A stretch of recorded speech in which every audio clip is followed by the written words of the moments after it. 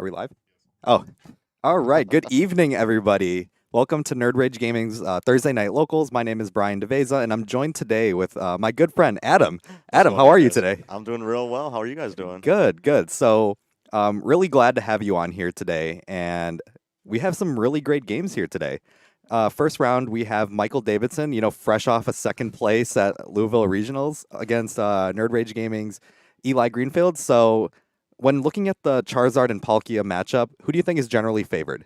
So on paper, I feel like from the Charizard perspective, it's really difficult to get started if Palkia even breaks even on the opening here, because they have the threat with the Greninja just to wipe out your board. Yeah, definitely. And that's what I was going to mention too, just because I feel like if Palkia goes first, you can pretty much board wipe them pretty easily. Yeah, because the odds of them dropping triple Charmander turn one is not very high and not really optimal. So if you set up your traditional two Charmander, one Pidgey, and you get Ninja wiped, it's pretty tough. Yeah, definitely. So I feel like I like what Michael's doing here with like the blind go first. hmm And I feel like that's what Charizard's been doing a lot more lately now is just blind go first and just hope that you get a decent start. Definitely, and they're playing the heavier nest ball count as well now, Yeah. which gives you that opportunity to get that turn one set up a bit more Yeah, consistently. definitely. And shout out to Connor Shapetta. He's big guy of big supporter of the four nest ball. Absolutely. Yeah, so It um looks like Michael's going for the early Manaphy here to kind of stop that play that we were talking about from Eli's side. yeah, definitely. And I don't know, part of me just thinks that the Manaphy isn't real. Yeah, Yeah, just because I just think, you go Dusknoir, pop Manaphy, and yeah, now, your whole board is pretty much open to getting knocked out by anything. yeah. And compared to the other Dusknoir decks, Palkia could conserve their bench space pretty well and set up those Duskulls really quickly without really sacrificing too much space. Yeah, definitely. I definitely agree with everything you're saying here. So going into Michael's turn, I mean, besides the current setup he has now, He didn't what go else for the do you, Manaphy. yeah, what else do you want to see him do? I feel like he has to get that Manaphy down just in case Eli just goes nuts the next turn. It looks like I didn't get a good look at Michael's hand, but if he has like a Arvin Candy or Arvin something to get that down, the next turn to set up that Charizard as fast as possible, that'd be great. Yeah, But he won't be able to definitely. get that KO without a Duskull on the board. Yeah. And this might just Okay. be the Rotom here, And and draw this three might be, pass. yeah, it might be the draw three pass. And I mean, going first, this definitely helps. Definitely. Like, it would have been nice maybe to get like a Duskull on the board or something like that. But And it I looks mean, like for Michael's side right now, I think he's okay. definitely. And looking at Eli's hand, it's not super great. He has double candy, but nothing to evolve the following turn. Doesn't have a Nest Ball or Poffin to start filling up the bench. So I'm hoping he top decks something decent so he's not just sit with the lone Palkia on the board. Yeah, definitely. And I do like about how these Palkia Dusknoir lists, a lot of them are playing for Iono, and I think that really helps with your early game a lot. Definitely. And I'm curious about the attachment to Pidgey here. Yeah, definitely. Why do you think that Michael had done that rather than just conserving and he keep it in hand? That's actually a good question. I really don't know what the idea behind that is. The first thing that comes to mind is that if somehow Eli were to get a KO on the active Charmander, he would just promote the Pidgey and retreat for free, kind of. Oh yeah, that definitely makes sense. But how would Eli get a first turn KO here? That's the thing. Yeah. The Klefki is really interesting here too. I don't believe everyone played that this past weekend. No. No, I think they Okay. were on Stefan's list. Okay. Minus vacuum plus Eileen. So I think they're just trying out some new stuff here. And they were pretty big on the Silene too. I'm Yeah. curious what the Clef key is really there for, besides maybe the Raging Bolt matchup. Yeah, I think it's actually for like Raging Bull and Lugia too. Oh, sure, sure, Yeah. sure. Yeah, and even against Zard, opening Klefki sometimes is, or playing against the opening Klefki is not very fun. And one of the cups these past few weeks, I got turn one Klefki flipped, and I'm playing Zard, and I just don't Yeah. draw anything besides Nest Balls to get my Vs, and they're just not usable. Yeah, It was not definitely. fun. Yeah, and Bugcatcher, Eli did go 1st, hmm and it was definitely just a draw pass kind of turn. Yeah. But I guess the nice thing about his deck is that he's still able to take a knockout here. hmm Granted, he's able to get some sort of energy into the discard. Did you see him get any off the Pokestop there? I don't know if he has actually any energy in the No, discard currently. but I believe his way out is he could play like Irida and hmm grab like an earthen vessel or Sure. something like that, and that could kind of accelerate his discard. Definitely. Then you just go, if in worst case scenario, you goes V star attach one, manually attach and get the KO, but it doesn't sound or look like it's going to be the move anyway. Yeah, definitely. And it's not as if Eli or Michael can get a return or any KO this next turn without a Duskull on the board. Yeah, exactly. So interesting to see here. I do like this play, putting the Rotom on there, just because um, Zard is playing 5 energy now, Yeah, which feels so greedy to me, yeah. but I mean, you got to kind of fit a lot of stuff in there, so I I can kind of understand it, you know? I will say from the Zard's perspective, I've done a lot of Zard testing, and I was a big hater of the 5 energy swapping from the Yeah. 6. But after a decent amount of testing, it doesn't feel as bad as it sounds. The question I have for Michael is that Zard doesn't really, in my mind, feel too great into the field. It always has that really, really high damage cap, but it's not hitting it for a while, and by the time you are able to hit it, your opponent that's overwhelming you probably has the out to it. Yeah, definitely. I definitely agree, and especially with stuff like Regidrago. Mm-hmm. I mean, this deck. I mean, Lugia's definitely had like a good matchup into Zard. You know, a lot of matchups just don't really feel great for Zard, but Mm-hmm. you know, the fact that it's very self-sufficient and has that really good damage is always going to be a benefit for the deck. So, Definitely. yeah, it's. I mean, it's going to be around till For a yeah, while. until it rotates. And I'm looking forward to it. I was Yeah. hoping that it would get a kind of a bigger resurgence after had Briar had come out, but it seems like it almost hindered it more than it benefited it, Yeah, unfortunately. definitely. I've definitely hopped off the Zard train since the new set came out, and it's just not it hasn't been feeling as good as it was in the past. Yeah, definitely. And I mean, it's definitely got to do with how greedy the deck has become. Like, I don't know how I feel about 3-1-2 Zard line. Yeah. Like, again, like, even though it's like 5 fire, 1 mist, like, it still feels kind of low to me. Like, I remember when I played it to Charlotte, like, we Hmm. were playing like 7 energy and Yeah, like double exactly. rod. Like, that definitely felt good, but I don't know. It's definitely different now. And especially since you're again like you were saying, playing the 3-1-2 Zard line just to fit in that Duskull line, it really you're really hoping that you don't prize more than one Charmander because you're gonna have to get both Zard out to win most games. Yeah, definitely. So Eli passes it over to Michael now, and he does have the Manaphy in hand. I do know Mm-hmm. that. And Mm. ooh, not Holy good. moly. Tough. That was not great. Yeah, I'm assuming Michael's looking for a rare candy of sorts just to get his yeah. board started. And he does have Arvid in hand, so that will Okay. be able to get him pretty much all of that. And he does have Sealstone in hand as well, so Okay. he's definitely getting the whole combo out.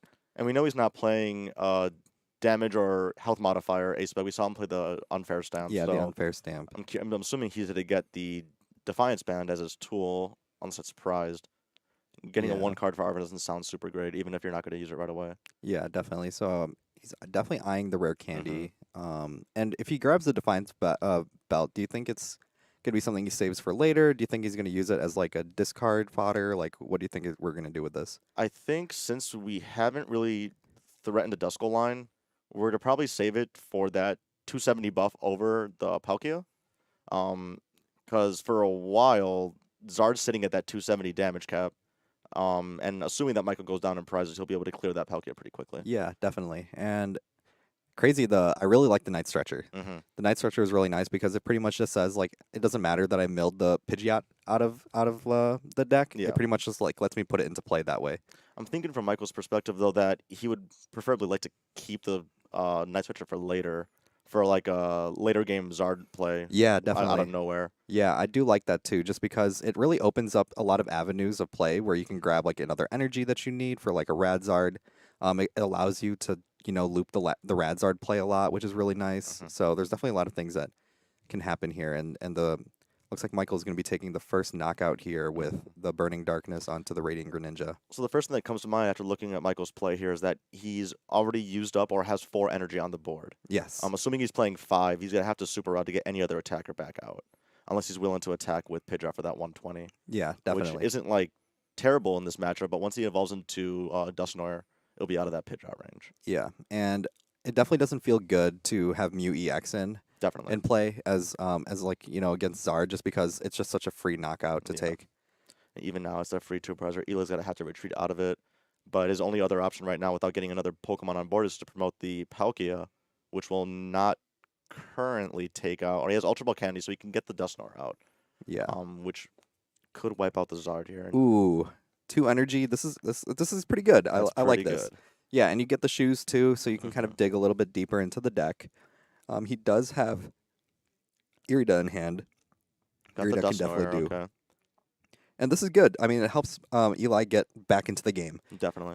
And he's not having to use that Ultra Ball to get that Dusknoir out of the deck either. Yeah. So, how do you think Eli's going to approach this? I mean, Rare Candy Dusknoir is going to come into play. Do you Hmm. think he's going to try to take a prize off with that, or do you think he's going to try to like hit into that Zard with it and try to take like a cleaner knockout? It's hard to say because Eli doesn't really have a whole lot else to work with outside of that Palkia. Yeah. And my initial thought was to wipe out the Zard right away because of Michael's low energy count right now. But I think it might be. But he also has the Duskull already out. So I was thinking maybe you could attack into it and then wipe it out the next turn. But then you're running the risk of getting return Dusknoid. Yeah. And if Eli doesn't set up another attacker and he leaves the Palkia out, it's going to get KO'd. And I don't know if Eli has a way back into the game after that. Yeah, I feel like either way, past this turn, the Palkia V-Star isn't safe anymore. No, not at all. Yeah, just because with the threat of like the Zard ramp damage Mhm. with like a Dusclops or a Dusk Noir, that thing is going to be knocked down anyways. And we know we didn't see Michael take the Defiance ban, so he will have to use the Dusknoir to KO that Palkia currently. Yeah, definitely. And I mean, that's, I guess, like the really big power that the Dusknoir line has, just because it really opens up a lot of plays and allows you to take much cleaner knockouts, even at the expense of giving your opponent prizes. Definitely. And it helps when you could soak up all this damage after doing that with that 280 HP Palkia. There's not many attackers in the game right now that will just clean wipe that off the board, with the exception of a Giratina attack or a ramped up Zard. Yeah, absolutely. Or Raging Bolt, I guess. Yeah, definitely. So we see another Duskull come down here, and this is definitely going to help out with Eli's Palkia damage Mhm. after that Dusknoir exits play. I'm wondering now if this is going to be the time of the game that he decides to use that Dusknoir. I think he would have to get some sort of advantage back. Yeah. He's a Mew for 3 Yeah. here, and we'll see what he draws off that to try to change what's going on Ooh, here. Energy, Dusknoir, Ultra Ball, which Ultra is Ball. not great. Yeah. I wonder if he's going to go 1-for-1 here and try and get a prize and get something off of it. Yeah. And he will. So Ooh. he's not getting returned KO this next turn. Yeah. I do That's like very this. helpful. Yeah, I do like this play. Yeah, so this stops that threat of Palkia getting wiped out next turn, even if Eli decides to get a 2-prize knockout in some way. I guess he could aggressively take out the Rotom, but he doesn't have Prime Catcher anymore to do that. Yeah. And it's crazy too because this play that Eli just did, even though it does help him come back in the game, I mean, it put Michael back onto even pricing, which Right. is what he wanted to do in the original part of this game. So I don't know. It doesn't feel great having to V-Star just for one energy. Yeah, it doesn't Yeah. sound great. Is there a world where he attaches to Mew for the potential, or does he only have the one energy? You can has- only attach to water Pokemon. Okay. Yeah, So with there's the no other option. with the Palkia V-Star ability. So it looks like Eli's just going to go for the swing and try and clean up the next turn with a Dusknoir or another attack. I guess Eli's free from not getting returned or knocked out in general with no Yeah. Duskull on the board, thankfully. Yeah, but I mean, the Zard being hitting the Zard for 200 Mhm. means that a Dusknoir will cleanly take out the Zard, which is pretty good. We got the Rod, but we discarded Yeah. 2 Duskull line Pokemon, which is not great because we wanted to use the Rod just strictly for energy. Yeah, and I mean, with how cluttered these Zard lists are, Mm-hmm. it's really hard to fit more than just like a 2-1-1 Dusknoir line in. So when you're like putting all of these Pokemon into the discard pile, it really is hard to get them into play. Well, and if I remember correctly, Michael now has all Duskull pieces. Yeah, I in the believe discard. everything's in the discard pile Yeah, now. so unless he rods them back, he'll have no access to that 130 damage at all, which is not detrimental, but it will help get that Palkia KO. Yeah, definitely. But I guess if Eli takes 2 prizes in the next turn and Michael gets that Death Band active, he'll be able to clear that 280 mark. Yeah, and there's definitely a world too that like, where Michael just like tries to quick search for like a disruption card. Sure. Yeah. Though that wouldn't necessarily work to Eli's disadvantage, though. His hand Yeah. is pretty mediocre, so getting that Iono wouldn't be too bad. Yeah. Is Stampin' like a playable card because of this? Or just because No, because it wasn't. it wasn't KO'd. Yeah, it so wasn't he's KO'd, just okay. soaking the damage. So he's preventing the stamp, Yeah. which again wouldn't necessarily be terrible for Eli. Just not, getting that hand reduction isn't great. Yeah, definitely. So, did you catch what Michael grabbed off of the quick search? I did not. Okay, let's take a look and see what we got here. His hand is pretty full right now. Yeah, he does have a lot of cards in hand, which definitely helps. And getting the Rod is definitely really good too, just because when you have like energy leaving play, Oh, we can. yeah. Hold on. Ooh, Fez. Can't Fez, no? Oh, No. So I'm the sorry. Duskull. He Dusknoir Yeah. KO'd. Okay. Yeah, the Duskull. Yeah. Okay, so then, Michael's putting that another 2 prize liability on the board. That and Rotom are kind of free food for Palkia if he could fill up the bench. Yeah, definitely. And I feel like a lot of Zardless are playing just the one of Collapse as Hmm. as the stadium. And I mean, Turo's still also an option as well, but I feel like if you're going to be using your supporter for the turn, you got to use like, something like an Arvin or something else in order to, further your board state. I'm curious how Michael's prize mapping is going to be here. So Yeah. I didn't see if he had Ooh. another supporter, but he turns up the Zard. Yeah, Turo's up the Zard. But now he has, again, that one energy left. Yeah. So without rotting, he won't be able to set up that second Zard, which I'm assuming he's good to, he's going to do Yeah. now. Is it going to be 3 energy or 2 energy and a Pokemon is the question. I think It's gonna be 3 I think energy. it has to be 3 energy Yeah, just because your energy line is just so thin. definitely. And is this going to be a rare candy Zard and then attach into the Okay. Pidgeot? And maybe just swing with the Pidgeot potentially. Yeah. But you also run the risk of that Dusknoir play KO on either. Yeah, definitely. Oh, we're just putting the 2 energy onto the Zard here. Probably just retreat and And the swing. go for the swing here. Now, assuming Michael has the last energy in deck, he has 2 left. So his other Charmander is still active with that Zard evolution. Yeah, definitely. That's major because I'm assuming again, assuming he's not having it prized, he's setting up for the next turn. Yes, definitely. And it'll- Turo it definitely was really powerful in this turn here. Definitely. Especially since Eli's hand is not the strongest. If he chooses to go for a Dusknoir line, I don't know if he has the Candy Dusknoir without Ultra Balling. I believe he does. Yeah. But that still leaves the Palkia super weak. Michael doesn't have his own Duskull, so he Ooh. can get the free KO there. You got rare candy off the top. Oh, wonderful. Yeah, top deck. That works out pretty well, yeah. And then he Iono's back up to 5. Yeah. That's pretty good. Yeah, and I think you definitely need to Dusknoir before you play the Iono here. Definitely. I feel like that's just like the more optimal sequencing just because you're gonna Iono Michael down to 3 cards instead of 4. Yeah, I agree. Yeah. It just sucks though because Eli definitely wants to put that energy into play because there's no guarantee that he'll be able to do it past the time he uses the Iono, and he doesn't really know what he's going to be able to use the Iono for. With cards like Vessel and having not seen one yet, seeing that energy again, whatever else he has in deck, are pretty high, I feel. Yeah, definitely. Because I don't think we've seen a Vessel been played yet. I think one was played Okay. earlier in the game. Yeah. The Candy Ultra Ball Ninja and a Nest Ball. Ninja would be an interesting setup for these next couple turns, but we haven't seen a Froakie yet. Yeah. And this may be the chance for Eli to get it and set it up for the next.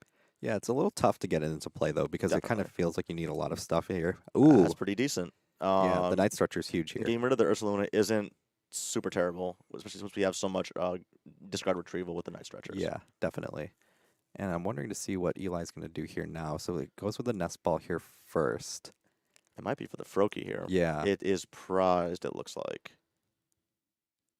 I believe Yeah. it is.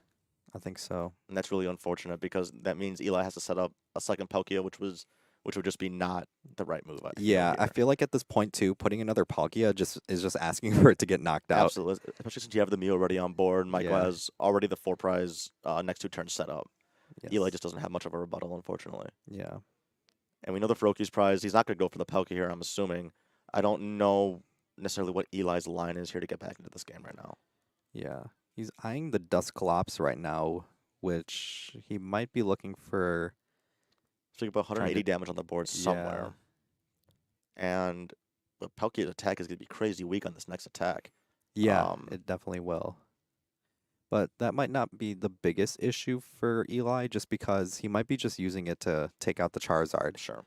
Yeah, And I mean, as a reminder, yeah. Palkia's attack is not like the Rondo attacks, correct? It's only your bench, not... No, it's both benches. Okay. It is like the Rondo, but it starts with 60 base And then 20, instead then of 20 for each. yeah. So Okay. it definitely can hit for a lot more. Okay, so he's getting a bit more damage than I initially thought. So getting the Dusknoir and Dusclops in play will give Michael 2 prizes, but it will get Eli the chance to get a KO here and hopefully put himself back in the game. Yeah, my only issue with this play though is if he uses this to knock out the Charizard, Mhm. then Michael still has a way out. Just because when you have Fez and you have Quick Search, Mhm. you can pretty much draw into like whatever you need. And he already has Zard in hand, it looked like. Yeah, So he has the energy available. He has the Zard. If Pidgeot is KO'd here, then Michael has a really beefed up Zard damage, which will probably just clean up the game after that. Yeah, definitely. And if he kills the Zard, then next one's ready to go. Yeah, I can kind of see a play here where Eli sort of uses this Dusk Noir line to knock out maybe like the Pidgeot, Sure. but uses maybe like the Night Stretcher for like an Ursaluna, and that could be what cleans up the final prizes for his game. Okay, yeah, since he has the Yeah, Fez and the Rotom on the board, he could do that, yeah. yeah, But he'd have to get Night Stretcher, Boss, and we have the retreats available, so Night Stretcher, Boss will be the way out of that. yeah, definitely. And I feel like this could have been like a big reason why we should have Dusk Nord before the Iono, just Yeah. because I mean it gives Michael one less card that he could use, but it really is tough to figure out what the right decision is. So he's eyeing a Night Stretcher play potentially, but I don't know how he goes about this, just because this Palkia is not going to survive this next turn. Yeah, and he has to get a next attacker out on the board. Yeah, there's no other attacker that he can put on there right now. And there is a world where if Eli had attached that energy to Mew, he could somehow get a Burning Darkness return KO. Yeah.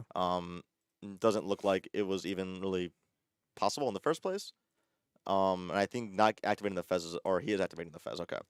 So do you Okay. get the KO, get his 2 prizes. Michael is at 3, no Zard on the board, but can get one out next turn. Yeah.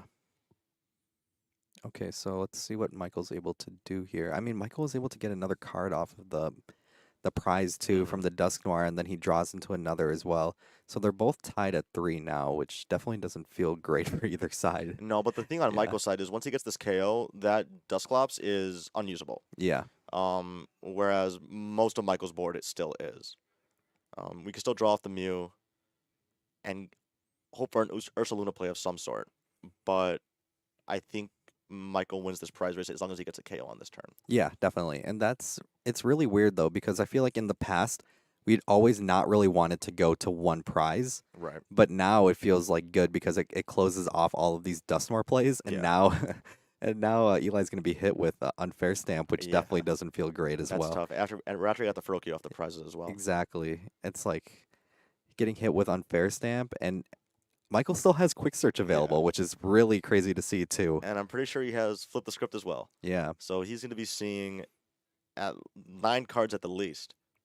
definitely. So let's see how this draw goes for both sides. I mean, Eli still has the Mew EX, so if he's able to thin the hand out a little bit more, could draw like a little bit more, but the Ursaluna is not in the deck anymore, so it's going to be a little tough. It's going to have to be a Night Stretcher play. Yeah. Ooh, Collapse is in play. Collapse is huge because you can take the Rotom out of play now. Definitely. Okay, so the Fez. Another Arven. Ooh, Candy too, so definitely a Zard can go into play here as well. Gets There the you collapse go. down. Get rid of the Manaphy. Interesting getting rid of the Manaphy. I'm curious why the Manaphy rather than the Rotom here, like you were saying. The Manaphy, yeah, that's interesting because I feel like actually, yeah, I don't really know. I guess Michael isn't really afraid of losing that 2 prize liability, Sure. more so than like the really easy thing to knock out with like a Dusk Noir. But it's weird though because he wouldn't be able to use it anyways. That's what I was thinking. Yeah. Doesn't feel like the biggest liability in the world. No. So, ooh, there's a Rod here too. So, I mean, Michael pretty much has like almost like a checkmate on board. And with the Rod, worst case scenario, if this new Zard that he's gonna bring out gets KO'd, he has the resources to bring another one back out with the second Charmander. And there is no threat of the Ninja anymore, so those Charmanders will stay safe. Yeah. Even without Manaphy. Okay. So do you think Michael's going to set up the Charizard here, or do you think he's going to just go for the attack with the Pidgeot? I think you can't go wrong either way. Yeah, I definitely. think setting up the Zard is maybe a bit safer to thin the deck of those 2 energy. Just so that your next turn's drop return is a little bit better. Yeah, I definitely agree. I feel like if you have the pieces to do it, you definitely do it. And I keep forgetting that the Pidgeot attack can bump the stadium too. It's really interesting, and I'm assuming just to be able to fill up his bench even more, not that Michael necessarily needs it. Yeah. I think he's safe with what he has on the board right now. Yeah. So let's see what Eli's going to be able to draw here. Just a 1 card. It's not There's a looking too Vessel, good. it looks Vessel. like. That's not looking great. Yeah. I mean, the energy's just a thin, I'm assuming, and then Pokestop for a miracle. That might be the play here. He's got to be looking for the stretcher, right? Yeah, there's a stretch. There's 2 stretchers there. Yeah. Okay. Ooh, an etchy Michael Davidson. That's the whole message. That's the whole message. I was when Brian told me that Michael was playing Zard today, I was more than a bit surprised. Yeah, definitely. Not that he hasn't brought Zard to locals before, but I feel like the decks that I usually see Michael pick up are a lot more technical and a lot more sequence heavy, whereas Zard, Yeah. not that it's not important to sequence, but it's a little bit on the simpler side. Yeah, I can definitely see. Ooh, no stretcher? Oh, no stretcher. No stretcher. So Yeah, the game. I think the game's been yeah, over for a little bit I now. think so too. I think that one kind of closes the door on it. Yeah. Um, Froakie being prized, I don't know how much of a difference Ninja would have made a few turns ago, but Froakie being prized did not help. Not being able to Ninja turn 2 did not help, and Yep. opening pretty terribly as going first as Palkia also did not help. Yeah, definitely. So, Bryce, do we have another game? Nope. So all our games here are wrapped up for the first round. And Adam, what were some of your big takeaways from this game here? Going into it, being pretty big on Zard in general, but not being too optimistic about it currently, I was Yeah. pretty sure that Palkia was heavily favored. Yeah. And especially going first. But as we saw and as we missed, Eli had played Palkia and passed. Yeah. So that was maybe not the worst maybe not the worst start you could have had with Palkia, but pretty close. Yeah, Whereas Michael was definitely. able to set up fully.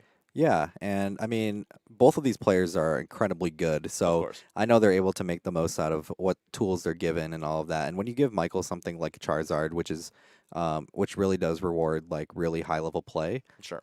it definitely rewarded him well. And we Definitely. definitely saw it in this game where, I mean, Eli really did struggle to take more than a couple prizes here. And the only big knockout he was able to get was on that first Charizard. Yeah. Yeah, so And definitely. once Michael got that second one set up, it was kind of locked down. Yeah, definitely. So I think while we try to get this next round set up, why don't we talk about some of like the other stuff that's been going on in the community lately? So, a lot of stuff's been discussed here lately. People have been talking about the tournament structure. People have been talking about card design, stuff like that. So, what do you think is one of the bigger issues that is really going on in the community right now? So the thing that was fresh in my mind was the conversation about banning or potentially banning Dusknoir. Yeah, definitely. I think that's actually a really good place to start Sure. because with your background in card games, I know like you're pretty relatively new to Pokemon, Sure. but your history was mainly in Yu-Gi-Oh. Right. So, what do you think about how like a potential for a ban, and do you think it's needed? So after doing some homework about the history of bans in Pokemon, it seems like they're historically only really targeting the most egregious cards. Yeah. And currently, I don't think Dusknoir has gotten to that level. To me, a sign of a card being banned is when it's a must play in every single deck, Mm-hmm. where it takes up a majority of the field. It looks like a card like Pheasantipity meets that standard, Yeah. but I wouldn't argue that Pheasantipity abuses the board as much as a card like Dusknoir. I think it rewards different playstyles and it promotes different decks, which is just different than at least from my history in Pokemon, have seen so far. Yeah, definitely. And I like how you bring up those points too, because when you look at like the history of um, decks that, or like cards that have gotten banned, a lot of them were like pretty like insanely broken Yeah. and stuff like that. So, And someone in yeah, chat commented on a card, a yeah, Jirachi Mimic that would stop Dusknoir, and I'm sure something similar is coming down the line eventually. The yeah, trend that I've seen so far in this past year and a half of playing Pokemon is that when cards are not necessarily broken, but just really, really good and really, really consistent, they'll print like a pretty hard counter to it. yeah, definitely. It's And I not think, necessarily like yeah, a card killer, but it's a big nerf to it. yeah. And I think part of it has kind of been revealed where that new Gastrodon Sure. that can kind of be looked at as a Mhm. little bit of a counter towards Dusknoir just because it does shut down abilities from stage twos, which also does shut down Archeops as well, which a True. lot of people forget about. So, But it also stops things like Pidgeot, like Charizard, yeah, and that works out pretty well. The only thing, like someone just mentioned in chat, was that it's a stage 1. yeah, it's a stage one. So having Yeah, to set that up is a little bit slower than you would like compared to the basic Manaphy or the basic Jirachi. yeah, but I feel like a counter to that though is people kind of said the same thing about what was the one that blocked the Dragapult damage? Oh, the Rapska. Rabska, The yeah, the Rabska. Rabska. So I mean, a lot of people were still able to set up Rabska because That's they would true. play, they would go second and they would play TM Evo on Sure. on turn one, Yeah. and that could be your way out for it. But I mean, again, it kind of involves having to squeeze a 1/1, line into a lot of decks where you don't really have that kind of room. Yeah, and I think with that thought in mind, I think the only deck that could probably really utilize that strategy, like the Rapska, is probably the same deck that was using the Rapska, which was Gardevoir. Yeah, Gardevoir, maybe Um, maybe Charizard. Charizard, Yeah, because those decks could both somewhat naturally play TM Evo. yeah, definitely. So, our second round here is getting set up. Adam, do you want to just keep talking about Yeah, sure. Dusknoir line a little bit Yeah, longer? absolutely. Yeah. So, again, from my history in playing Pokemon, Dusknoir is something that is never been really introduced, at least in my time playing Pokemon. And it's very interesting how it manipulates the board and manipulates the prize trades. And like Brian was saying earlier, from my history playing, putting yourself on one prize is not great. But now it prevents your opponent from utilizing those Dusknoir, Dusclops plays to close out the game with decks like Terrapagos or decks like the Palkia deck like we just saw. It's yeah, exactly. Like Rapska was okay, but Dusknoir just kind of runs through it, and the decks that are setup decks like the Charizards, like the others, stage 1, stage 2 decks, Dusknoir just kind of wipes the board if they could set up. It's kind of crazy. I've never seen something like that in a lot of games. My history in Yu-Gi-Oh, there are a lot of turn 1 boards that can set up really, really strong walls, but nothing where it's like fully wiping your board and you're unable to play the next turn. It's been very interesting so far. I'm curious how the decks develop after Louisville, where again Dusclops was pretty popular. It's been the hot topic over the past week or so.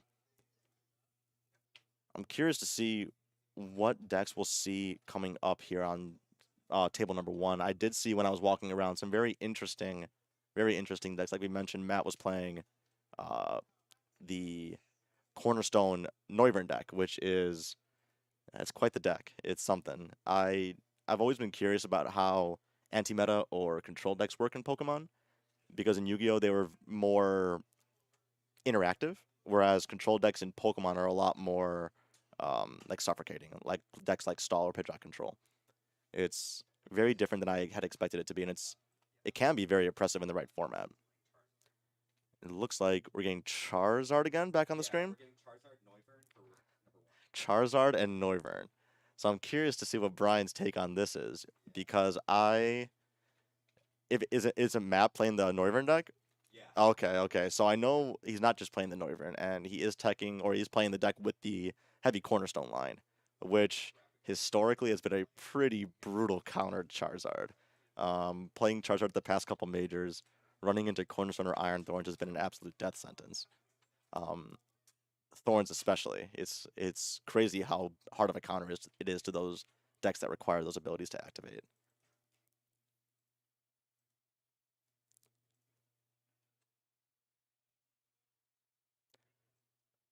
Bryce, what do we have on stream number 2? Is there what's the other matchup? Mm-hmm.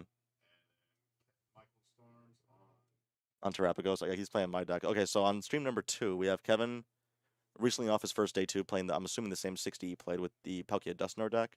And Michael Storms, our resident judge, is playing the South American Terrapagos build that I loaned to him for the night. It's, if I remember correctly, card for card with the same 60 as the uh, build that was successful in South America. I know that Gabe Smart had recently top 8'd with Terrapagos with a little bit of a different 60. I know that he decided to play the Colress's Tenacity, whereas the South American deck decided to play the Energy Lotto.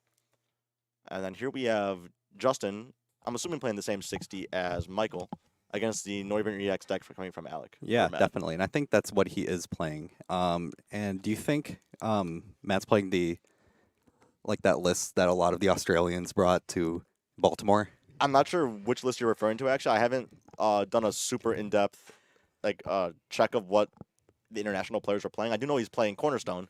Very heavy on the Cornerstone. It's like the corner pawn Noivern. Oh yeah, definitely. That's definitely what it is. Okay. I was thumbing through it, Matt or Alex deck before the What is tournament that? started. I have no idea. I'm assuming it's Dionyse. Dionyse, It yeah. looks like Dionyse. I don't know what that Yeah. specific one does, but it's I won't say that Matt is he's pulled up with some very interesting decks the past few month or two. Yeah. Even though we may have seen him with decks like Miraidon on stream during the 1K, it was not your traditional one. That's for sure. Yeah, and it's definitely a cool build, but I feel like the meta's not really there for it yet. For which exactly? for that kind of Miraidon list. Well, we may see Yeah. interesting Miraidon lists come back up now that Zard is kind of proving not to be as good as we initially thought with the new set coming out, though we did see one in top 4 of Louisville this past weekend. Yeah, definitely. And we saw another Japanese player bring it to top 32, I thought I saw before I left the house today. Yeah. So, getting into Justin's turn here Sure. now, he's definitely got a good start here. He's Mhm. got the Poffin, and I wonder how he's going to approach this matchup against the Zard, because I don't think he plays any sort of text for the Cornerstone. Yeah, I mean, that's the tough part that I was saying before while you were out of the room. Yeah. That once the Cornerstone gets set up here against Zard, it's near impossible to get around it. I feel like there is no out unless you're planning to tech around it. Yeah. But I don't really think Alex really trying to use the corner to attack, right? Sure. I don't think he's trying to do that. So I don't know if there's like a world where like what else could he attack with? Like, I mean, I don't know, but I know yeah. that if Justin either prizes or just doesn't see a lot of his Dusclops line, which it looks like he probably will with his second Buddy Poffin. Yeah. Once those are gone, Cornerstone kind of has free reign to just sit on the board. Yeah, definitely. And I think that he might try to lean towards that Dustnor line a little bit more. Definitely. Which I feel like is a pretty good idea because you're able to use your rare candies for the Dustnor line and then sort of save your Charizard line for like more like a manual evolution as the game goes on. Sure. Now, I'm not too familiar with the Noivern EX's attack cost. It's a double turbo. To double It's, turbo. yeah, Okay. just 2 colorless. So Matt already has, or Alec already has the mist energy already attached to it. So he has 1 energy off of being able to swing with it this next turn. Do you think that he might aggressively target Duskulls to try to counter that plan that we were talking about? Yeah, definitely. Okay. I definitely feel like that's the way to go, but it's a little tough when his hand doesn't really seem like it's made for that right now. No, definitely not. Yeah. So I think he's eyeing I'm what really is curious what that Dionyce does, because I wonder Yeah, I if know. before he Ionos or passes his turn, if he, oh, well, I guess that's going to get thrown out the window. He's not going Yeah. to Night Switcher it back. I don't know. Fizzle says it's a Lugia counter. A So Lugia counter. yeah, Well, I wonder what what that's supposed to be for. interesting. So, well, there are waves of Lugia players that come through NRG throughout the weeks. Yeah. Today is not that day. Yes. So I don't know if I saw a single Lugia in the room. So that Dionyce should be thrown and stay in the discard for the rest of the afternoon. Oh, so I pulled it up. It's a new card. It's from Stellar Crown, and Okay. its attack is for 1 colorless, and it does 40 damage for each special energy attached to all your opponent's Pokemon. That's actually kind of wild. That's actually kind of wild. That is something. Yeah. Well, good luck with that. Yeah. It's not going to be too effective in this matchup, whereas Zard plays 0 special energy. Yeah. With the exception of maybe a Mist. The Mist isn't going to be that big of a game changer, though.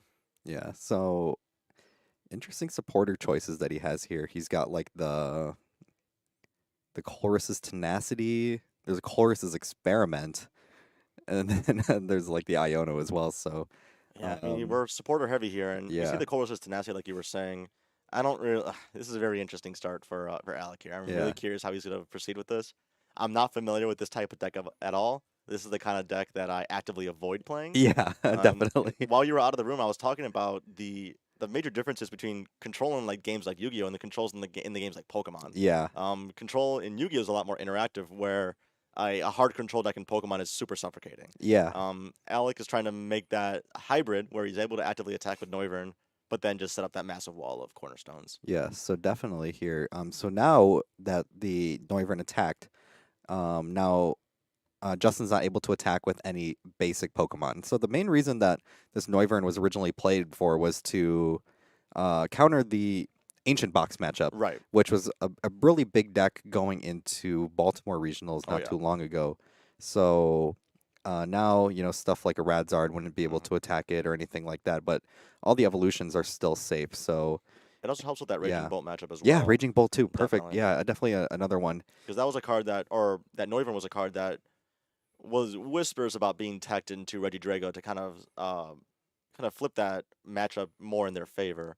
Most players opted not to play it, and just kind of like take that loss, or not necessarily an auto loss, but a much harder matchup than it would with the Noivern. Yeah, definitely. And so seeing after this Iono is being played here, I feel like Justin's trying to take a much slower approach to this game just It looks like because, it. yeah, he's looking to, he manually evolved into the Dusclops. Hmm. Might be trying to do the same thing with the Dusk Noir later into the game and then try to use those as his main tools to take his prizes here. Yeah, because what is Northern EX's max HP? Is it 260? Um, I think so. Let me look that up Because real if it quick. is and it's below that 270 threshold, once Alec takes a prize, Justin can go double Dustin or KO something, and then KO the Northern with a Charizard. Yeah, 260. Okay, So that's yeah, fantastic. double Dust Noir Yeah, so definitely can take care of that. yeah, once Alec takes that first prize, it's kind of free reign for Justin to kind of take that four prize swing. Yeah, Energy Lotto. And yeah, I was mentioning that as well with Yeah, the differences between the South American Terrapagos list versus Gabe Smart's Terrapagos list, where yeah, he decided to play Tenacity. yeah, definitely. And after seeing this Energy Lotto, he was able to. Now I see that he's able to play. Use the Cornerstone as an attacker because he does have the fighting energies in there as well. So he can definitely use that as an attacker to, speed up the game a little bit.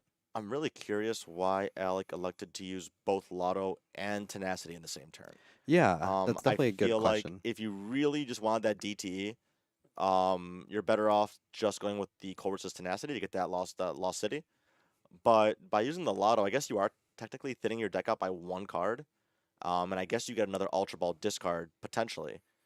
But there may have been a better use for your supporter potentially also. I don't know if he Yeah, hasn't. It doesn't look like he has an option actually. So maybe that was the yeah, definitely. only choice he had. Yeah, and I definitely agree because I feel like when you have the Lost City in your hand, you kind of want to hold it a little bit longer until you can start putting Pokemon onto there. Just because even though Justin does play one stadium, I mean, he could still try to bump that Lost City like right away. Oh, but you know what? Yeah. I think I'm assuming Alex's mindset was to hopefully throw that Lost City down, KO the Duskull or the Dusclops, and just remove it from play. Okay. That way, that four prize swing that we were talking about before wouldn't come up. He couldn't get that double Dusknoir on that next turn, and he maybe couldn't set up a double Dusknoir ever with having one of his Duskull in the Lost Zone. Yeah, definitely. So we're looking here. He's got a rare candy and playing the Ultra Ball here. Let's Hmm. see what he decides to grab with it. He was eyeing a Zard earlier, but I mean, there's a lot of choices here. Oh, Yeah. the Pidgeot. So Okay. we're just gonna start setting up the Pidgeot just to get our free card every turn. And I Yeah. was hoping he would not get the Zard, especially Yeah. with how not he's not playing slow, but how the pace of this game is going slower, where he's not aggressively attacking with Zard. Yeah, I definitely. think using that candy and manually evolving into Zard next turn is a lot better, though I don't know if Justin will be even taking the KO until Alec kills that Rotom next turn, Yeah, definitely. which would definitely work in Justin's favor. Yeah. So another quick search comes out, and I wonder if Justin's gonna start going for the attack here. Hmm.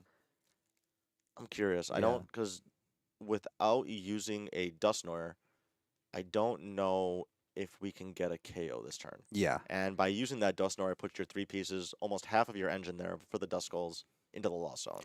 Yeah. And it's very heads up play to grab the collapse here because Definitely. now that I realize it, if he were to Dusknoir this play, he would have to lost zone it. Yeah, that's what I'm saying. Yeah. Exactly, exactly. And that Yeah. would just shut off a third of his engine there. I'm assuming he goes 2-1-1, Yeah. and that would just get rid of everything but one Duskull. Yeah, definitely. And he did have the collapsed before this turn. Did he quick search it after doing something? He quick searched.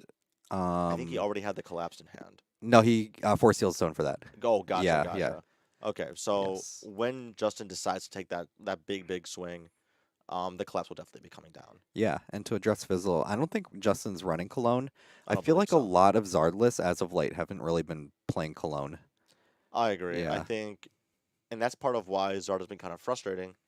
That without playing Cologne and getting that extra consistency piece, you're basically taking an auto loss to Thorns and an auto loss to a strictly Cornerstone deck. yeah, and It's I really mean, tough. yeah, and it's like it feels like it's a card that you do need at times for certain matchups, but it's also like a tech that you don't really need at times as well. So it really is like a double-edged sword that Yeah, like can really hurt you at times. yeah, and like you were saying about the tech heavy Zard list now, adding that one extra piece is just putting another tool in the chest, which is good on paper, but also when you're drawing these cards and you're seeing a bunch of text that you don't need, it's not the best look. Yeah, definitely. So the cornerstone is going into play now, and that will be Oh, taking out the um taking out the Rotom. I think Alec is setting himself up for a big, big, big counterplay here from Justin by Yeah. taking that KO. Yeah, what do you think is going to happen this next turn? I think, like we were saying for the turn before when Justin was setting up, he's gonna drop that collapse. Now that he has four on, now that he has four on the bench, you won't have to sacrifice anything. Drop double Dusknoir, kill one of the cornerstones, and potentially gust up the Noivern for the four prize play. Oh, definitely. Yeah, that's definitely a crazy play here. Yeah, And I think he has yeah, Rod as well. He has the Rod as well to set up for the next turn also. So yeah, after that double Dusknoir is done, and Alec has no way of getting a two prizer next turn, I think that's what Justin is trying to get here, and he gets to get a big, big, big swing here. yeah. And the big part too here is after that Dusknoir play, the Charizard's damage is going to be enough to knock out the Noivern, Oh yeah, which is huge. yeah, it puts him just Yeah, above. Because now, definitely. yeah, Alec taking even one prize would have put him in that range. Yeah, They get Justin to the 27 mark, which is 10 above our Noivern HP, and that really is a perfect number to set up for this turn. definitely. So I really just want to see this collapse go down. Definitely. Yeah, I don't want to see the the misplay happen where the Dusknoir line gets knocked out Yeah, and that here. would be brutal. Lost But, on but perfect. we know Justin better than that. Yeah, He knows his way around decks like this. I've definitely played against him in the Zard and Mirror, and he's yeah. not just a very skilled player in general, but just a very skilled Zard player. Yeah, definitely. And I've been saying this for a while. I'm very afraid for the day that he becomes a master. Yeah, it's gonna be reminiscent of when Michael Davidson Yeah. aged up. We were all not super happy to have to play against him Yeah, regularly I in know, cups and right? Cups challenges. challenges and stuff Yeah, already. And definitely like players like him and Justin are going to be running this game for a very long time. So, absolutely. Especially since Michael's coming into his own now and getting his top 8 at Worlds and getting second the other weekend. yeah, It's crazy on the run he's going on right now. absolutely. So going back to the game here, the nest ball comes out and then another dust call is coming out. Do you think Justin's going to try to go for a play here to get the next knockout? Do you think he's going to try to see if he can find a way to get the? There's Oh, the gust. there's Okay, the so gust. then, but does he have is he going? I'm really curious if he's gonna go for like a punch with Zard and then double Dusknoir later. Yeah, Because it didn't look like he had the setup for the second Dusknoir right now in that hand being, but Ionoing to 6 yeah. gives Iono him a to 6, chance. and you still have the quick search. We still Oh, have the quick he's switch. Okay, yeah. okay. This is sequenced so well here. Double Night Stretch it looked like in the Yeah, hand, but it looks like he's just going to swing and then go for that double. Let's say he's at 4. Okay, no, never mind. Okay, so we're yeah. already at 27. Oh, okay, yeah. So he didn't have to double to get to those numbers, Oh, yeah, which is really nice. because Alex had 3 prizes now because after that Dustnor play. So we got double Dionyse in the deck. Yeah, Holy moly! yeah. Double I Dionysus. see it in his hand now. I'm like, Yeah. what is going on here? Double Dionysus. He really doesn't want to play against Lugia today. Well, it makes me think that I wish I would have thumbed through his deck a little bit more thoroughly to see those cards. When I was looking through Yeah, it, I did not notice that. I would definitely. have definitely given it a closer look. But it looks like we're gonna try and just cornerstone lock here. But with Justin having the double Duskull, he has the way around it. Yeah, It's just a matter of time at this point. But if Justin can't get his, so we have the Lost oh, City coming Lost back City's on the coming board, back. another one. Okay. If Justin can't set up 2 more full Noirs, I don't know if he has a way around the Cornerstone. He Yeah, has to be able to get both. Because even if he KOs the active one with 1 Noir, there's still the second one that requires 2 more to be set up. definitely. So yeah, it's tough because there's not many prizes that Justin can work around with to get all of these knockouts That's because true. yeah, I didn't because think you about it need that to way either. double Dusk Noir, hmm the benched cornerstone. And if Alec were to gust up a Yeah. Charmander or gust up one of the Duskulls and put himself at 2, that second Cornerstone would not be able to get knocked out, I believe. Yeah, and I don't think there's like a shred or anything like that that Justin plays that can get through that. No, I would imagine not. Yeah, it's definitely tough. It's gonna be very interesting how Justin plays around this and uses his Yeah. resources because I think he has to get that. He has to get double Duster before it gets gusted out. Yeah, definitely. So he has the 1 boss in deck. He has a Thornton, which helps. Yeah. Double boss in deck it looked like. And it's hard to work around too just because you need your rare candies for like all of these Dusk Noirs. Yeah, you're only Uh playing the 4, and you've already used. Oh, you yeah. only used 1 because he manually evolved the Zard from the Yeah. Charmander, which helps a lot. Yeah, and he was able to manually evolve the first Dusk Noir as well. So it definitely helped, but Yeah. It doesn't help that I feel like some of these rare candies might be stuck in the prizes. Potentially, yeah. I Yeah, didn't get it. I didn't. I know that Justin and Michael don't necessarily play the most blinged out decks. So I'm not used yeah, to seeing I know. all the. Yeah, all these cards, right? I'm used to looking for the gold candies. Now we're looking Yeah, for a bunch of a bunch of different arts. yeah, A little bit harder to keep track of. Got the Arvin coming down. yeah. And I mean, there's not really much to You got the grab counter here. catcher. Yeah, So he's hoping that he doesn't get that second energy attached, which if I'm not mistaken, I believe Alec does have. yeah. It's a little tough here. Oh, actually, you know what? Yeah. Maybe he used the one to attach the one to the active. So maybe he doesn't have one. Mm-hmm. And he doesn't. He has the Dionysus Cornerstone and something else. And do you think that this counter catcher will be played at all this turn? I think he is going to play it, hoping that he doesn't have the energy, which he doesn't. Yeah, Because allowing Zard to get another hit on here isn't great. yeah, And he is pushing the tempo with getting that Dusclops on the board, so he could get that manually evolve and then candy into the second one. And he's going to counter catcher it up. Um, I believe Cornerstone. Oh, holy moly. We are retreating into the Charmander with Deathband. Oh wow. Holy moly. So we're swinging for, is it 60? Yeah, plus the Yeah, Deathband, 60. 60. Yeah, 60. Sheesh. Yeah, and I think that's part of the reason why Justin's staying behind Yes. on It's his very prizes, interesting. just because he wants to be able to use that Charmander. And what's tough for Justin is that Alec drew the energy for turn. Yeah, So he'll be able to attach with the active and then start swinging again, putting himself in the same position he was just in. And it puts him at 2, which means that Cornerstone can't get double Dust Nord. yeah, that's really tough That's very to work interesting. around. And I know that Alex playing stuff like Penny too, so Mhm. it's definitely gonna make his life a lot harder. Oh, yeah. Yeah, definitely a tough matchup here. It's very interesting Yeah, that Justin wasn't able to out tempo with the Dust Nords. He didn't see that. I think he only plays the one Neuer, so yeah, you couldn't set up the double on the same turn, which is just unfortunate here. yeah. It is tough that you do need to find ways to recycle the Dust Noir, which is one of the tough parts about deck building for Zard. I mean, you, Yeah. you definitely want like a lot more pieces like that in your deck, but you don't really have the room for it. You kind of sacrifice your consistency pieces for it. Yeah, that's the problem that I Yeah, found with it after these new builds have been coming out. It just doesn't feel like the same as it was for the events like Charlotte or Orlando the yeah, last season. definitely. Yeah, it feels like we haven't really had like an event. I mean, Louisville definitely had a big resurgence of Charizard. Like, It seemed like, and I'm yeah, hopeful. It yeah, was interesting. I looked at the build that got top 4, and it wasn't yeah, anything like super crazy. So it gives me hope that the traditional Zard builds can come back and hopefully make a resurgence in this format, because yeah, currently it doesn't, from my testing, hasn't really felt that way. yeah. And it's seeing that the Charmander's getting knocked out. So now Justin has no way of Yeah. taking out any of these cornerstones. So Yeah, yeah, I think he's slowly piecing that together. I don't know if he has an out at this point. yeah, Um, he'd have to sacrifice 2 prizes, which would just put him at game.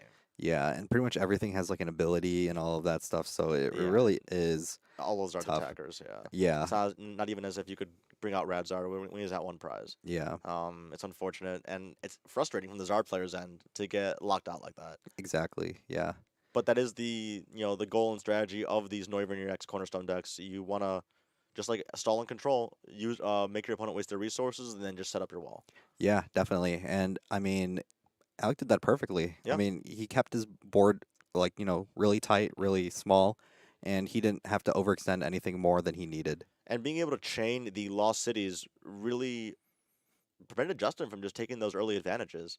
I mean, playing it turn 1 or turn 1 or turn 2 didn't let him get that 4 prize swing that we were talking about earlier, and then Justin just scoops it Yeah, up. He's scoops locked it out up. here. Yeah. That was And tough. oh yeah, so our other stream game's done now, right? Yeah. So, um, now that these two games here are over, let's kind of go back to some of the stuff that we were discussing a little bit earlier. Sure. How about we go into the topic of tournament structure? Sure. Yeah, tournament w- structures Yeah, is definitely interesting. before I came in, and you mentioned that in one of our group chats, I did a little bit of digging to see what that point layout looked like, and it was a tweet from I believe Alex Szymanski that came up where he went undefeated in day 2 Yeah, and didn't even make top 16. And I was looking at the numbers, and he was the lowest seeded X2, and he got 18th. yeah, 30 points. And the difference between 18th and the first seed was a single match point, which was crazy. There were 18 players. A good chunk of them didn't even make cut off of a single point. yeah. And I think the big issue that a lot of players are having with this is that they're going into day two at the Hmm. bare minimum that they needed to qualify for day two, and all of a sudden they're not guaranteed cut. Hmm. And I think that's like the big issue here is because a lot of these players, I mean, they come to these tournaments because they want to win the whole thing, Right. not just make day two. So if they're going into day two with no chance of winning, it's like, what's the point of even playing Yeah. day two? And I'm curious with the next major tournament coming up. So one thing I also did notice was that the Louisville attendance was just short of the ticker for the extra round. Yeah, So because that ticker wasn't met, that big mass of players that came in and just missed, that makes that day two grind a lot more tight, which is what we saw with that 1 point difference. I yeah. don't know if necessarily it is a tournament structure issue, but we'll see when those attendances get a little bit bigger and they meet that goal. When we have a more full schedule and see how those points lay out, Yeah, because this one was a bit more of I think a unique circumstance. yeah, definitely. And we definitely have seen both sides of it already Yeah. because Worlds is played in this format where you needed at least 6-2 to make day two. Hmm. I feel like cut was a little bit similar. You know, it was the debut of the asymmetrical cut. But then with Baltimore, the attendance was a lot higher. So you Right. guys ended up playing 9 rounds day one, and you needed at least 7-2 to make day two. Exactly. So, yeah, I think another big issue that a lot of players were having with this format is that um, ties are pretty much counted as losses. Yeah. Yeah. It's pretty tough. Even though we saw the exception in Kev over the weekend with 4 ties. Yeah, our boy. And being able to make it at 503, that is the rare exception, I Yeah. feel. Even ties in the older format didn't feel great, but you knew that you had that one tie buffer to go 6-2-1 to make day two. Yeah.